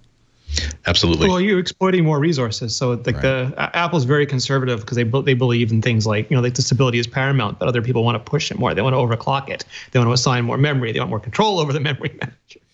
Is there? So I'm going to do the update right now, which is 12.4.1. Is there anything else that 12.4.1 does, or was it just a quick release? It's a security update. The much more interesting thing that happened today, Leo, I don't know if it's on your list or not, but iOS beta 13.1 came out. Well, I got iOS 13 public beta 7. Is that the same? Yeah. So no. So no. Most years iOS, like you get the iOS whatever. Like this year would be iOS 13, and that beta would go until launch, and then sometime after that they would start the iOS 13.1 beta. But this year, before the iOS 13 beta track has even finished, the iOS 13.1 beta track has started. So who's getting that? Developers? Yeah, so that's the sort of bummer thing here is that developers who want to target specifically iOS 13 because they want to make sure their apps are rock solid on 13 because that's presumably what's still going to ship. As far as I understand, that's still what is shipping with the new iPhones. They're going to have to specifically try to stop it from updating to 13.1. And then when they're super happy with their apps, then go to 13.1. So I wish Apple had different profiles for the different beta tracks. That would make life easier. Yes. But I think it's unprecedented. I don't think they've ever done this before. This is what Microsoft did when they started beta testing to the Windows Insiders, both the fall update and next year's update. And it got a little confusing. Like, well, what am I getting here? So if you're a developer, this would be a good time to move to the public beta because that's not happening on the public beta, right? Or just stay on iOS 12. Well, you want to test 13, right? That's the key. So if you just stay on the previous beta, just don't for let iOS 13.1 come. Okay. Right. Yeah. Turn off turn off that auto update thing. What happens if you delete that profile? Does it? It stops as well. Yeah. So that would be the way to stop. Just freeze it in place. At some point, 13 will come out, probably in the next 2 weeks, 2.5 weeks. But the question I have then, does that mean that there's no update? There's no more developer update to iOS 13.0. So is it done? Are we done with the betas? Because there should be a GM still at the event. But if the same profile is updating to iOS 13.1, how is there going to be a GM launch? That's that window that I'm confused about right now. Is how can they have a GM if the beta, the same profile beta, has moved on to 13.1? I don't know. We'll see. I guess if they had a website where all of this was explained. Is this new in iOS 13? I was closing tabs on Safari. It said automatically close tabs. Safari can automatically close tabs that have not been viewed recently after 1 day, 1 week, 1 month. Don't close. Is that new? For iOS 13. Yeah. I think they at least announced it way back. That's at WWDC. I like that because especially with iOS, I don't get it. Nope, you're looking at the wrong thing. I don't get it. There you go. I don't get it. In my desktop, I close tabs all the time. I don't like having running tabs. But on iOS, you don't really even see them sometimes. So actually, though, you do on 13 because it's a desktop. Yeah, this made some nerds so nervous because they have their carefully curated 73 articles that they're eventually going to go through. This is a bad idea. Don't do it. I'm gonna say 1 month, which is the conservative setting. But then, see, I like to close tabs. It just feels good to me. It just feels good to me. You have to triage them, and it makes you think about every single thing that's worth keeping. Or if it weren't for one tab. Well, I use one tab because I don't necessarily. It's hard for me to bookmark things and then find them later. I don't need that level of organization. I just need to know that here are a group of tabs because here's something I was researching. Here's something I was trying to understand. And at least if I do a search of that page for a certain amount of content, I'll find it because it's the only solution to tab management and bookmarking that's really worked out for me in the long run. You should see my bookmarks. I got folders inside folders. Bookmarks for days. I purge my tabs daily. At the end of every day, I just go into Safari on my iOS device and I just close tab, close tab, close tab, close tab. I hate having all those extra things lying around. Well, and also, everyone's different though. Everyone's idea of organization is different though. So Andy, I get what you're saying because that's how you organize it.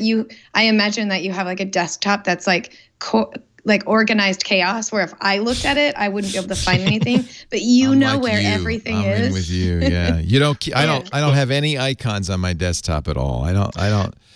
I'm not saying. I'll just to give you an idea that did you know that if on the phone version of Chrome, the Chrome browser, eventually if you have enough tabs open, it stops telling you like how many tabs you have open and just gives you like a reverse smiley face. I know that because a few days ago I thought, oh wow, maybe 93 tabs open on a mobile browser is not a good idea. Now I would imagine Safari on all platforms is smart enough not to have all those tabs be occupying resources, right? Is it like the recent apps where it's just like a placeholder, or because I feel like Chrome and maybe Firefox use a lot of resources for those tabs. Yeah.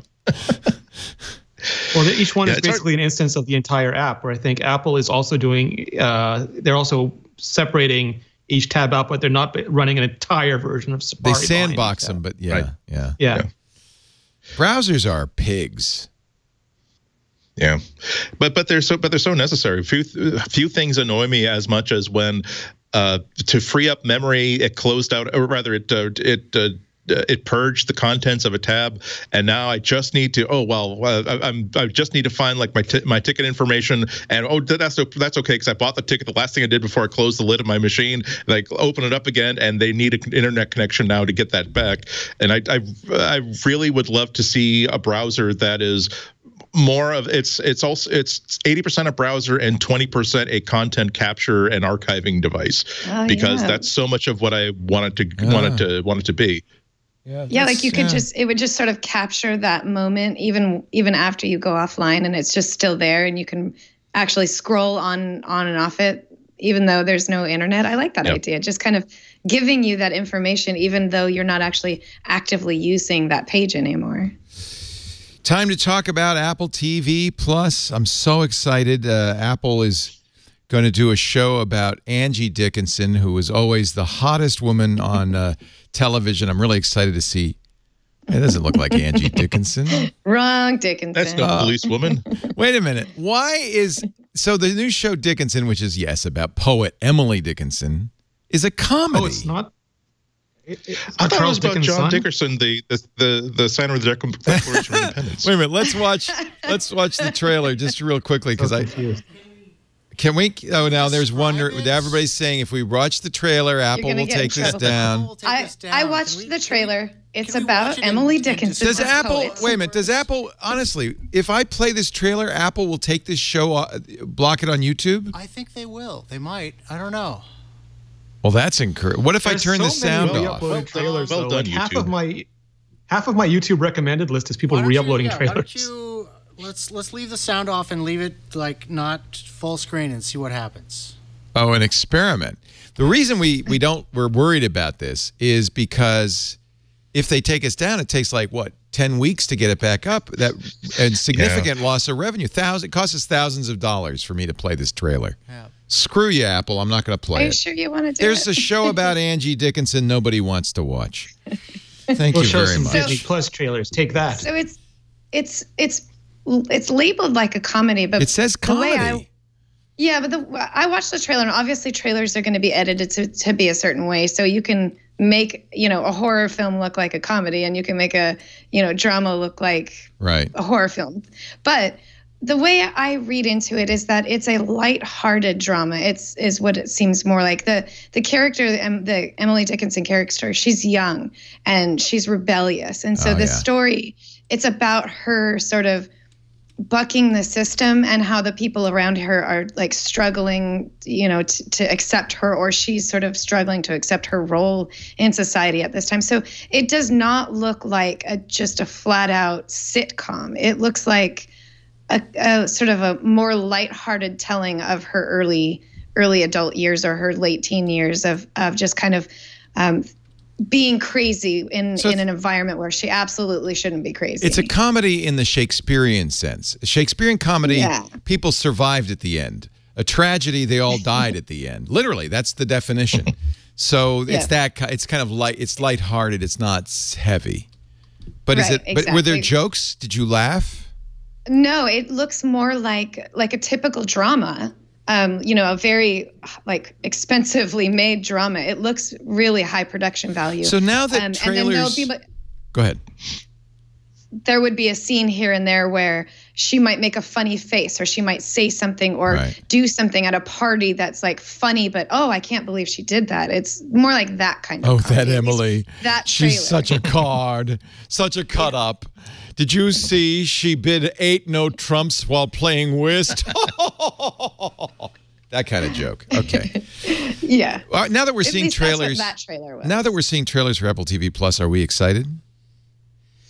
Not excited. Not excited enough to pay that much a month just for a couple of shows. Yeah. So that's my thing is that I don't know the pricing because again, we've now seen more information on Disney Plus.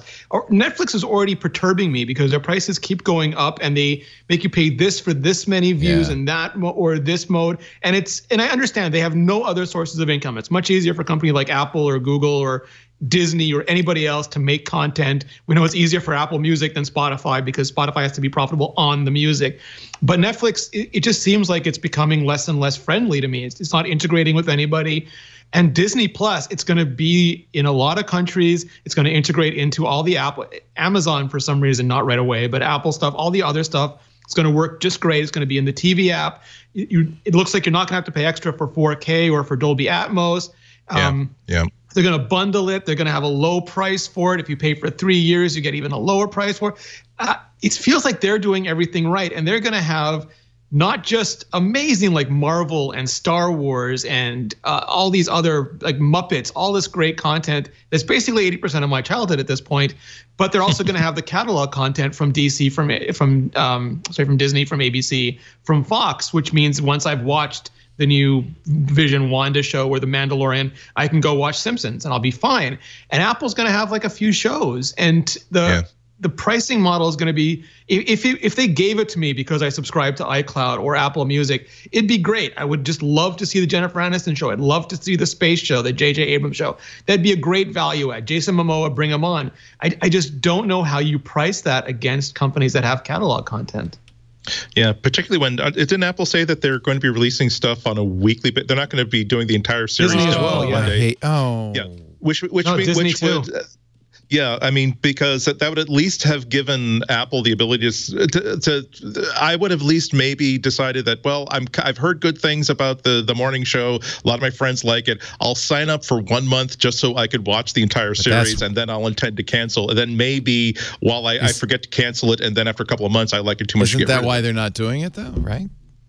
They don't want you to cancel, That's a problem with Netflix. People sign up, they binge. But what I've heard is that some people are planning to watch Netflix for a month, catch up on everything, and then cancel it. Then sign up to Disney for a month, watch all the stuff from that year, cancel it, move on to Hulu. That's what a lot of people do because it's easier to just pay $10 and a $10 30-day rental fee, so to speak, for all the seasons of Game of Thrones than to either buy them online or even just to pirate them online and risk getting in trouble with your ISP or with your mom. Yeah, I bought all 8 seasons of Game of Thrones. It was hundreds. It was expensive. It was hundreds of dollars. Did you return season 8? No, I have them all. I probably shouldn't have bought it. I don't know if I'll ever sit down and watch them all. But I like to, what Apple's doing, and I have to say this is good, is the extras that you get when you buy these things. Yeah. I bought Breaking Bad. Apple had a new package. Was it Apple? I think it was. Had a new package of Breaking Bad with all of the additional material, the behind-the-scenes interviews. They have the uncensored version because it was on AMC, so they had to censor out stuff. They have uncensored versions of shows. That's smart because that's who buys that is the collectors, right? The people want all the little bits and pieces of that. So what we don't know. With Apple TV. Go ahead.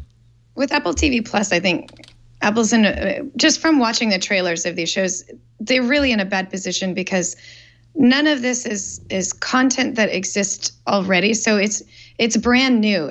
How do I know I'm going to be on board with this this TV show about space. Whereas Renee was talking about Disney Plus. These are all franchises that we are familiar with and we grew up with.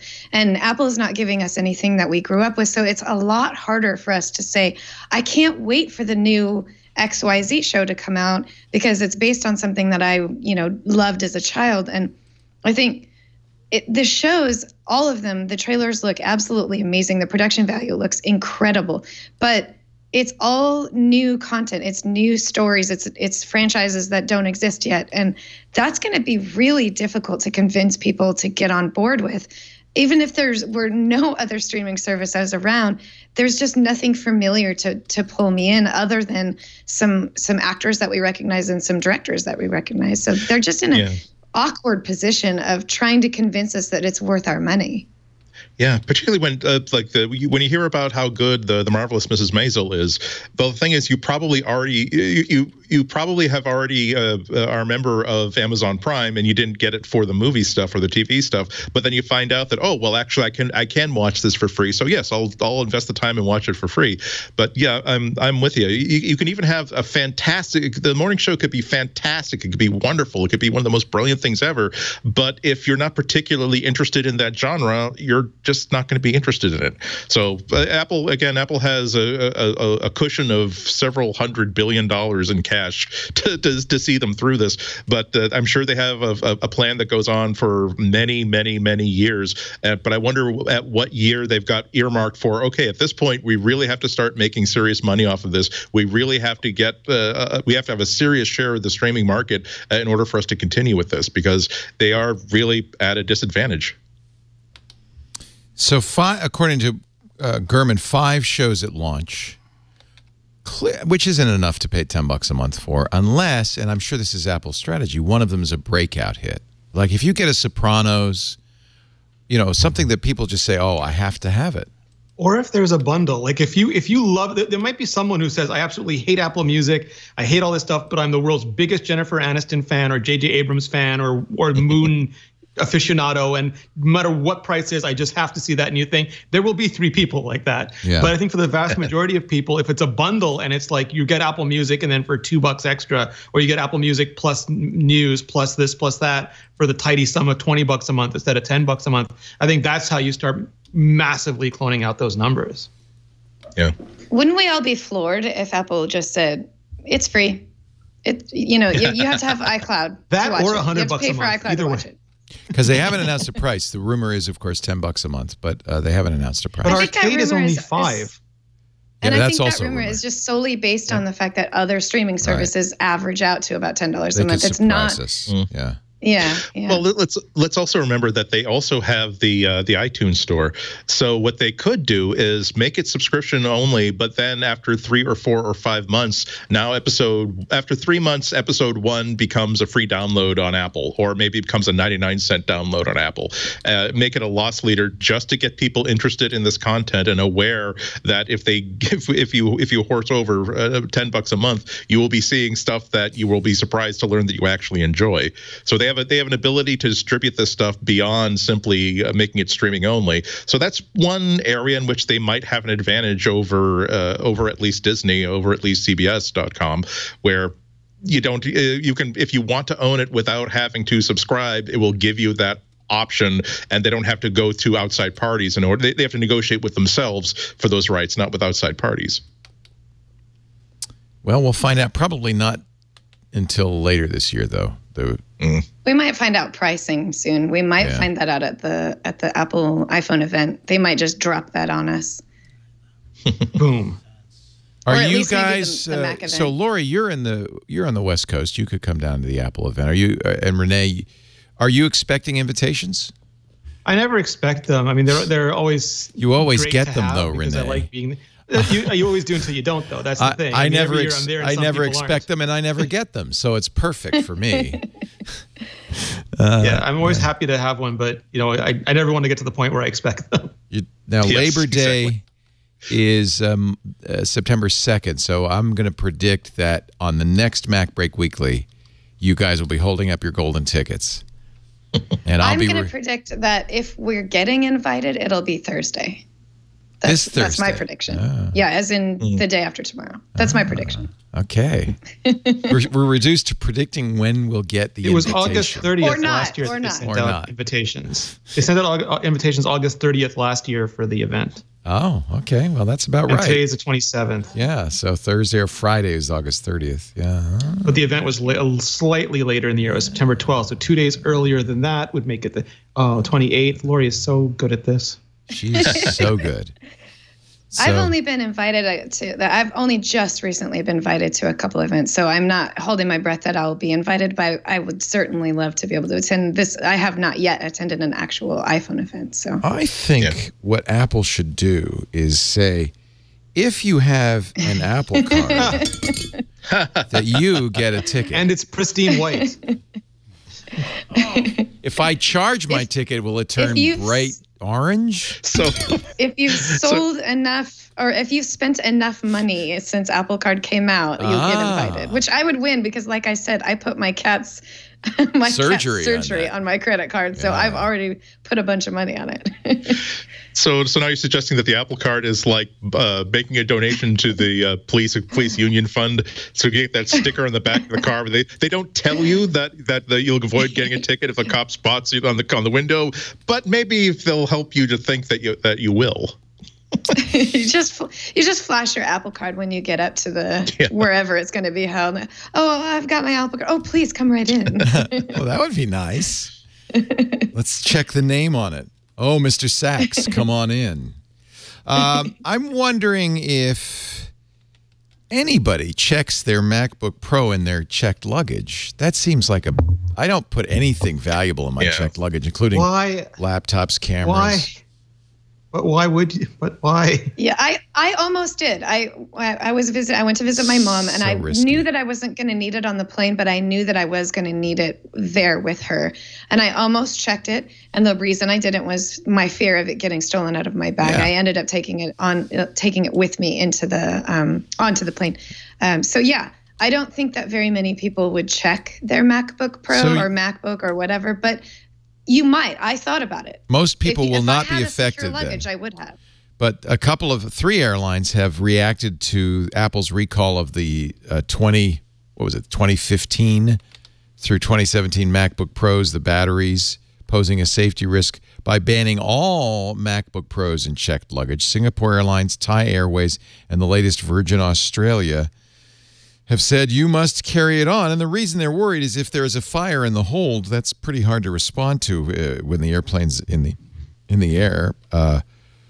So I don't, just a word of warning, check with your airline before you pack a MacBook Pro into the checked luggage.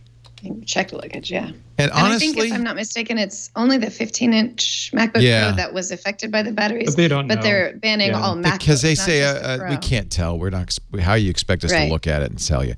Right. Honestly, don't put your cameras, your laptops, anything, your iPads, anything in your checked luggage. Just buy a giant carry-on bag. Yep. I have to the hardest thing for me is the camera gear because that could take up a lot of space, and I have to figure out how to. But I'm letting my camera go in checked luggage. No way. Yeah, that's why one of those Scott E-Vest things are good. It's good for shoplifting, and it's also for technically it's not a bag because I'm wearing it. Yeah. Tim Cook just donated 5 million shares of Apple stock to charity. So if you're the charity, hold it, right? Hold it. He's giving away his fortune. Good for you, Tim Cook. Yeah. 23,700 shares. That's I wish that I remembered the wording on this, but I think it was Bill Gates that kind of came up with this the Billionaires Club or whatever. Yeah, Warren Buffett and Bill Gates. Warren Buffett, right. Yes. Thank you. Where they're going to be just giving away their fortune, which it's such Steve Jobs never signed on to that, I should point out. But he might have eventually. Later in life, he might have. Yeah, but Cook has always been very good. We only know this because of an SEC filing, which doesn't tell us who the shares went to. But previously, he's donated to the Robert F. Kennedy Center for Justice and Human Rights and the Human Rights Campaign. And he says he's going to take a systematic approach to giving away his entire fortune in the future. He has no children, but he has nephews. But he's said he's going to keep some for the nephews, but he wants to give away almost all the rest, which is awesome. He wants to pay for the education of his nephew. Yeah. Yeah. Yeah. And didn't he get? Yeah, I just did a search to remind myself. He got 1 million shares of stock in 2011 from Apple to like lock him into CEO positions through 2021. So if he stays until 2021, he gets the full like million shares. So you'll got never a few have founder money. Wow. That's the thing only the founders have founder money. Yeah, but that doesn't change anything. That's still like real money that he's giving away. Yeah, it's like $200 million at the current stock price. That's a good chunk of change. But I think, you know what, Tim is right. You can only spend so much in a lifetime. And my kids aren't getting a penny because I don't want to spoil them. So there you go. They can just sell all the Apple gear you got them over the years, Leo. That'll support them for life. Yes, they're getting all my Apple stock. Yeah. What's the saying? Well, no, it's like, Dad, you gave us these MacBook Pros. We've kept them every year. They're in mint condition. We're selling them to a collector. Thanks for their future. Clever. I asked Henry what he wanted. His birthday is tomorrow. I asked Henry what he wanted for his birthday, and he said, "Just give me cash." He said, "I'll put it in my savings account." I said, "The problem with giving you cash is you spend it here and there, and pretty soon it wasn't a gift. It was just, you bought some Fritos." But he says, "No, I'll put it in my savings." So then I said, "I'm going to give you a savings bond." And he said, "What's that?" I said, "In the old days." A war bond, Jenny? Yeah, a war bond. Did he reject that because he wanted to actually be able to spend the money? Well, yeah. Do people still get savings bonds when kids are born? Yeah. Yeah, my nephew, who's only 10, got a couple, I think. They're not the best investment vehicle. On a beach, earning 20%. I think giving somebody 10 shares of Apple stock would probably be pretty good. Yeah. There were some cultures where it's considered presumptive to pick a gift for somebody. You're supposed to give them money because they'll pick the gift that they want. I want to be in that culture. Okay, Henry, you're getting cash. That's why they have home bow, the red envelopes. But he didn't specify what currency. So give him something that he'll have to go to the airport or to a Pacific island in order to spend. I'm giving him $7.83 from Apple Pay. That's what I'm giving him right now. Yeah. It's a Notco coin. It's the imperfect instrument for financial transactions. He's always wanted my Bitcoin wallet. I could give him that. Yeah, that's a lot of money if he could figure out the password. How come all these dollars have Chairman Mao's picture on it? Well, son, it's called a yuan. Yuan. I do have quite a bit of international currency. I remember when Alex Lindsay came back from Zimbabwe and gave me, what was it, like 10 million Zimbabwe bucks? I remember when the rand was worth more than the dollar and how times have changed. Oh, yes. The Canadian dollar was worth more than the US dollar when I first came here, too. Yeah. Yeah, that was a problem for me because I was getting paid in Canadian dollars by Rogers, and it got to be less and less and less and less. Nope, that was super fun writing for like British magazines where it's like as the worse that our economy was doing, like the more the higher my page rate got. As a joke, I am going to print out my Bitcoin wallet ID, and I'm going to give it to Henry as a joke. Put it on a card. Maybe. I still have the old Apple Card holder. I'll put it in there. Well, then he's going to be disappointed because he's going to think he's getting an Apple Card. No, I don't think he wants an. Actually, he does. I told him to apply for the Apple Card. He doesn't have a credit card, and he's a young guy, just starting out. He'll be his 25th birthday is tomorrow, and so that's the first thing you do is once you get out of college, you start to build credit, right? You get a credit card, but for some reason, his credit is tied to My American Express. And I guess at one point I gave him, when he was in college, a card in his name so that for emergencies. And all the credit unions are saying, well, you're carrying a huge balance. It's like, oh, no. That's not his balance, baby. Because we use it for business. The American Express card is used for business purchases. So but we pay it off every month, but there's often fairly significant balances on there. So poor Henry, he'll never get a credit card. He said, I don't want to apply for an Apple credit card and get turned down. But people don't get. Are people getting turned down? I think they're pretty liberal. There are people that are getting turned down. Are they? It's maybe just based on like conversations that I see on Reddit or on Twitter on something like that. It's maybe 2 to 3% of the the people who talk about it have said they've been turned It's pretty on by low. it. In fact, one of It's the very headlines low, was yeah. Goldman Sachs gets into the subprime lender business. Yeah. So maybe I should just suggest he gets the Apple Card. It's just for building credit. He doesn't. You know how it is. Right. Let's take a break. Maybe you should get his name off of that Amex, though. Well, yes. That's the first thing I'm going to do is call Amex Yeah. and say, stop reporting that my son is carrying a $30,000 balance. He's not. Of course, you know. Just so one of his friends, if you're listening, send an alert to him. He has a limited amount of time to charter a jet for all of his Yeah, friends right. somewhere. Our show today brought to you by, I love Capterra. Capterra is saving me a lot of phone calls from people saying, my boss, I work as a veterinary assistant. My boss said, we need better software in the office. Figure it out. And then they're calling me like I would know. Or worse, you're doing a Google search, veterinary office software. If you need new software for your business, you got to go to capterra.com/MacBreak. Every business, 700 specific categories of software, everything from project management to email marketing.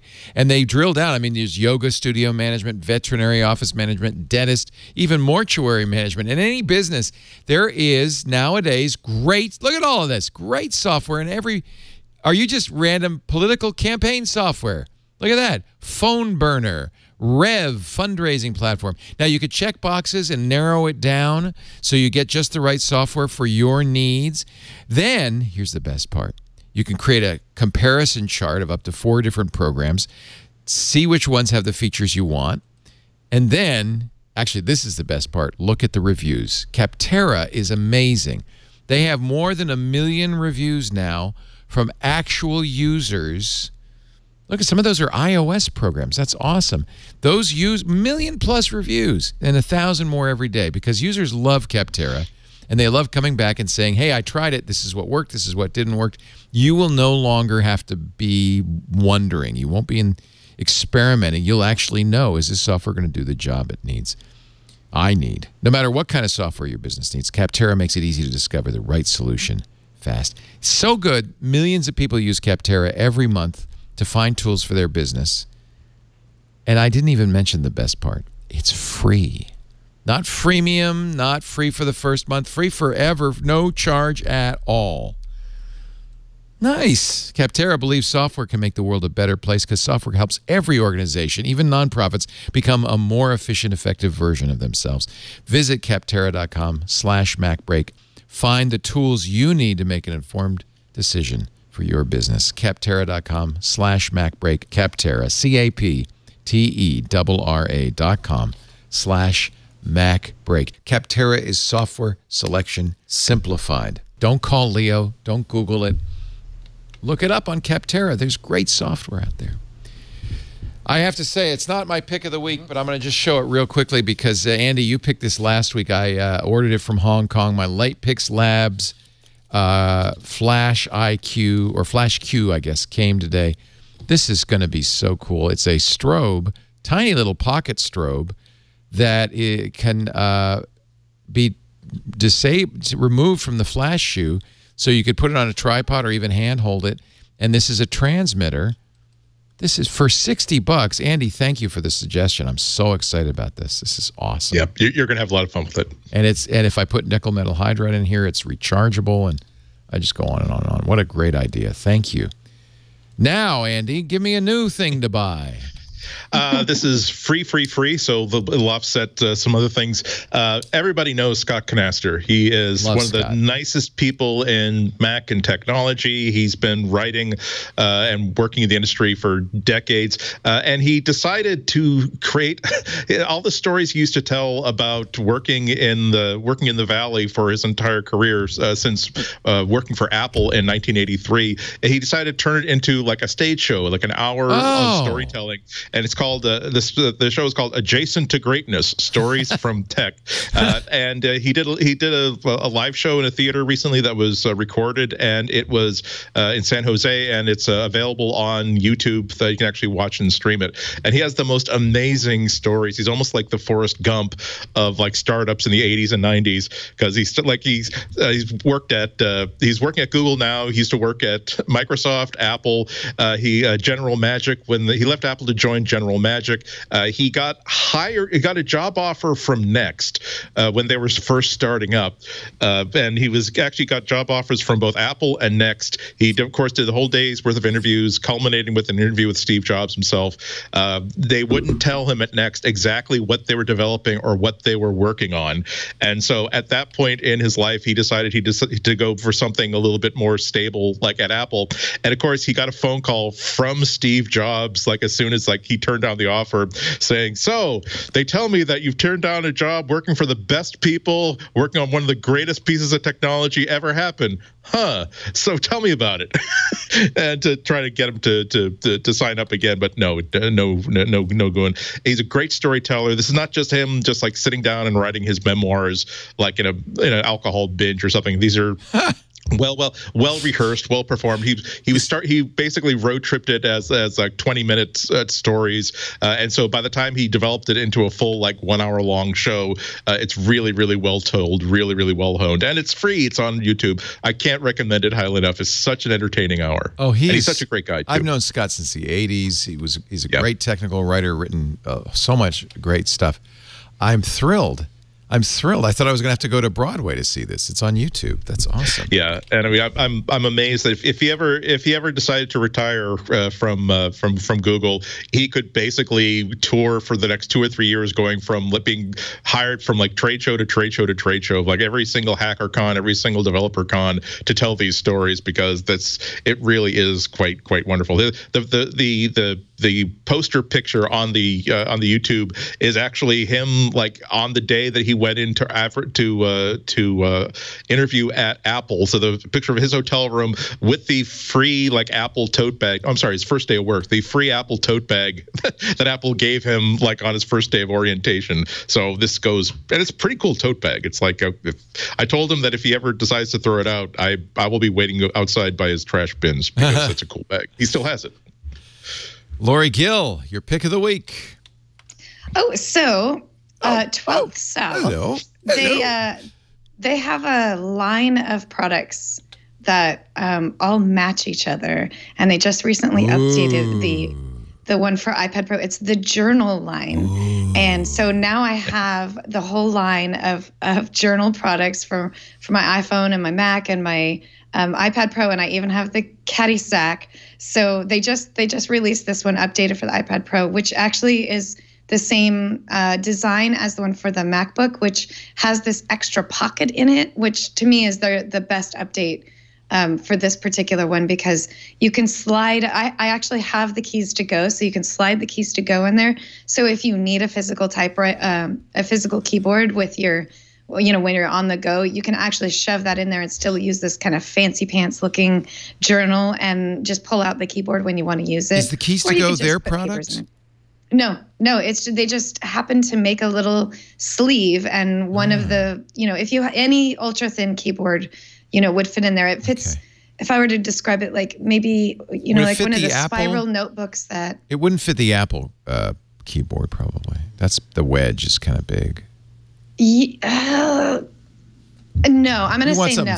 It wouldn't fit it. Yeah. It needs to be a little thinner than that. Something more like a 30 or maybe a 90-page spiral notebook that you just get from the grocery store. Yeah. It's thin, but not beautiful. Super thin, so you can. And it's leather. Yeah.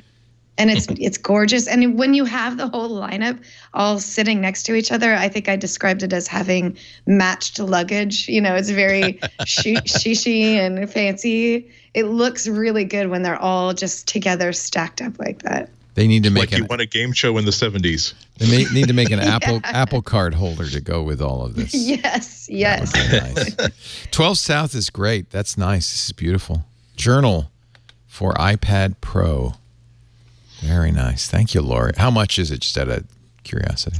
It's probably expensive. I'm going to quote this wrong, but I think it's $99. I'll press the starting buy. at $99. Oh, that's not bad for leather?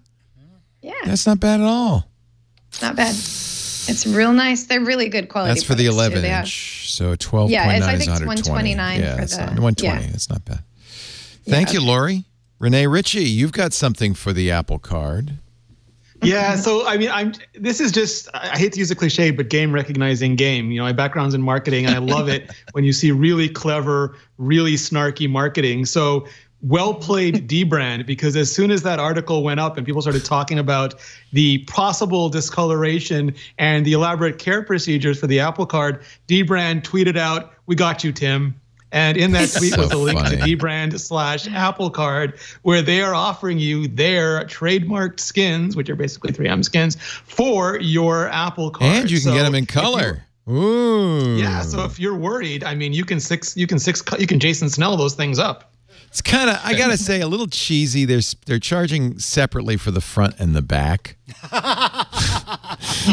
I mean, come on, guys. I guess I don't know if they actually expect to sell it. Like, I don't know how much. You think this is a joke? And how much of it is? Yeah, and how much of it is just? Well, there's going to be some people. Oh, but I want the wood backed Apple Card. Right? Oh yeah, and the reason they separate is because you can mix and match. Yep. Oh, that looks like the paneling in my bedroom. That's a beautiful. Yeah, station wagon. I want the frog design one with like the horizontal slats and like the off-white sort of pebbled plastic. Dragon skin, carbon fiber, stone marble. Oh, I'm definitely ordering these. Dbrand, well played. Well played. And by the way, the card name is Tim Apple. Oh. Yes. Oh, if you've always wanted a black card, now you can make your Apple Card black. And you can get it with or without the Apple cutout. So if you don't want anybody to know, you can hide the Apple. What would I do? What would Renee do? Would you hide the Apple?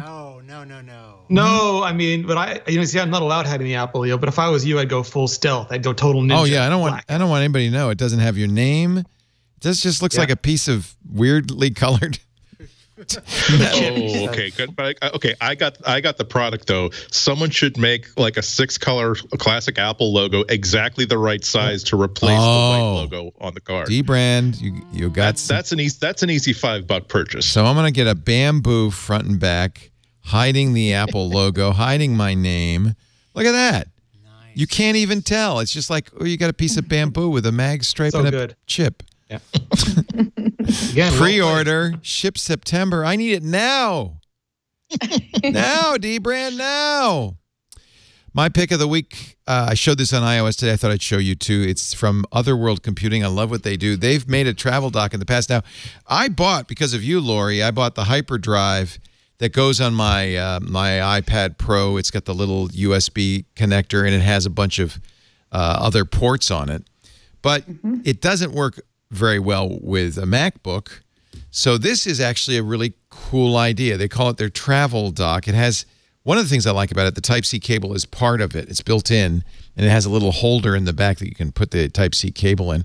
It's just long enough to connect to your iPad and sit on the desk, or to your MacBook. They have two versions. The newest that just came out has a 100-watt pass-through. So I could fully charge. It's enough power to go through that Type-C adapter.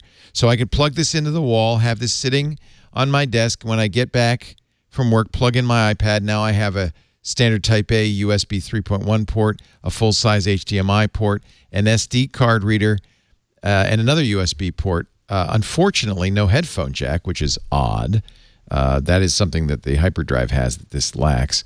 But if you have a MacBook, I guess you don't need the headphone jack. Maybe that was their thinking. I wouldn't mind seeing an Ethernet port on here too, but times have changed. It is very affordable, $55. That's their Labor Day savings, I guess. If you want to get the one that doesn't have all that power, only I think it's 60 watts, that's $43.88. But then you can't charge, really, it would take a while to charge your MacBook with that. But you can. It's just a little bit slower. How many watts is this one? I think it was, I want to say it was 2730, something like that.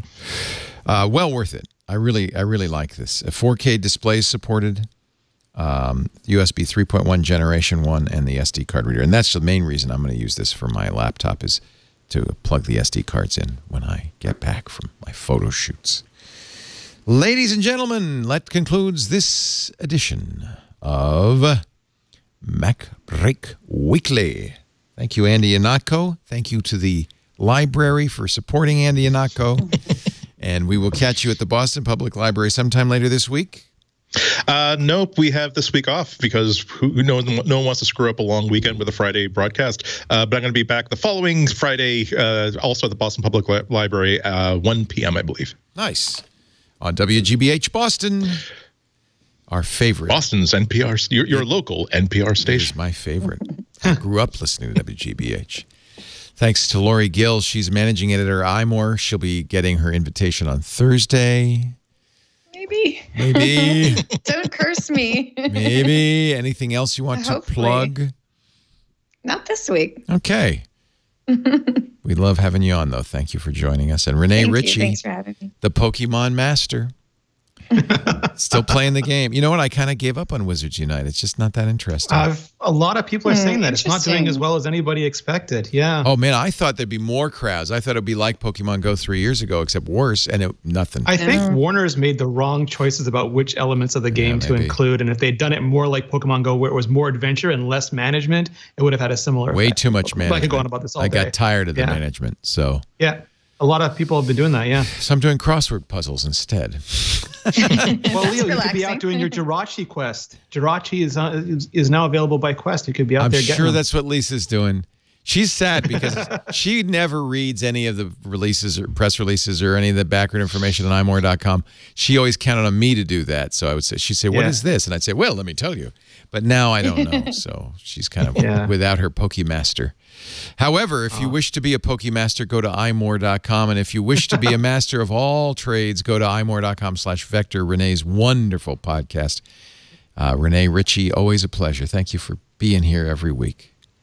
Thank you so much Except for having me. 2 weeks from now, where you'll be in. I'm sorry. Somewhere. Just come back with enough of the Apple T-shirts with the old-fashioned original logo for everybody from the Apple Store, and it will be square. There you go. We do Mac Break. Extra large. We do Mac Break Weekly on Tuesdays, right after iOS Today. Make it a Apple morning if you want, starting at 9 a.m. for iOS Today and around 11 a.m. Pacific for Mac Break Weekly. That'd be 1 p.m. Eastern Time. It'd be 1700 UTC. You can watch or listen live at twit.tv/live. You can even ask your voice assistant to stream the live stream. In most cases, it's something like, hey, you, play Twit Live, and it will start playing it. So that's a great way to listen along. If you're in the live stream, do join the chat room because they're talking all the time about the stuff we talk about. It's at irc.twit.tv. Family friendly, a great place to hang out. In fact, many people stay there all day, even all night. It's a strange bunch. You can also listen to the show on demand because it is, after all, a podcast. Go to twit.tv/MBW for Mac Break Weekly. Or better yet, subscribe in your favorite podcast application or on YouTube, and you'll get it the minute it's available on Tuesday afternoons, just in time for your Wednesday morning commute. Thanks, everybody. We appreciate your being here. But now I have to say it's time to get back to work because break time is over.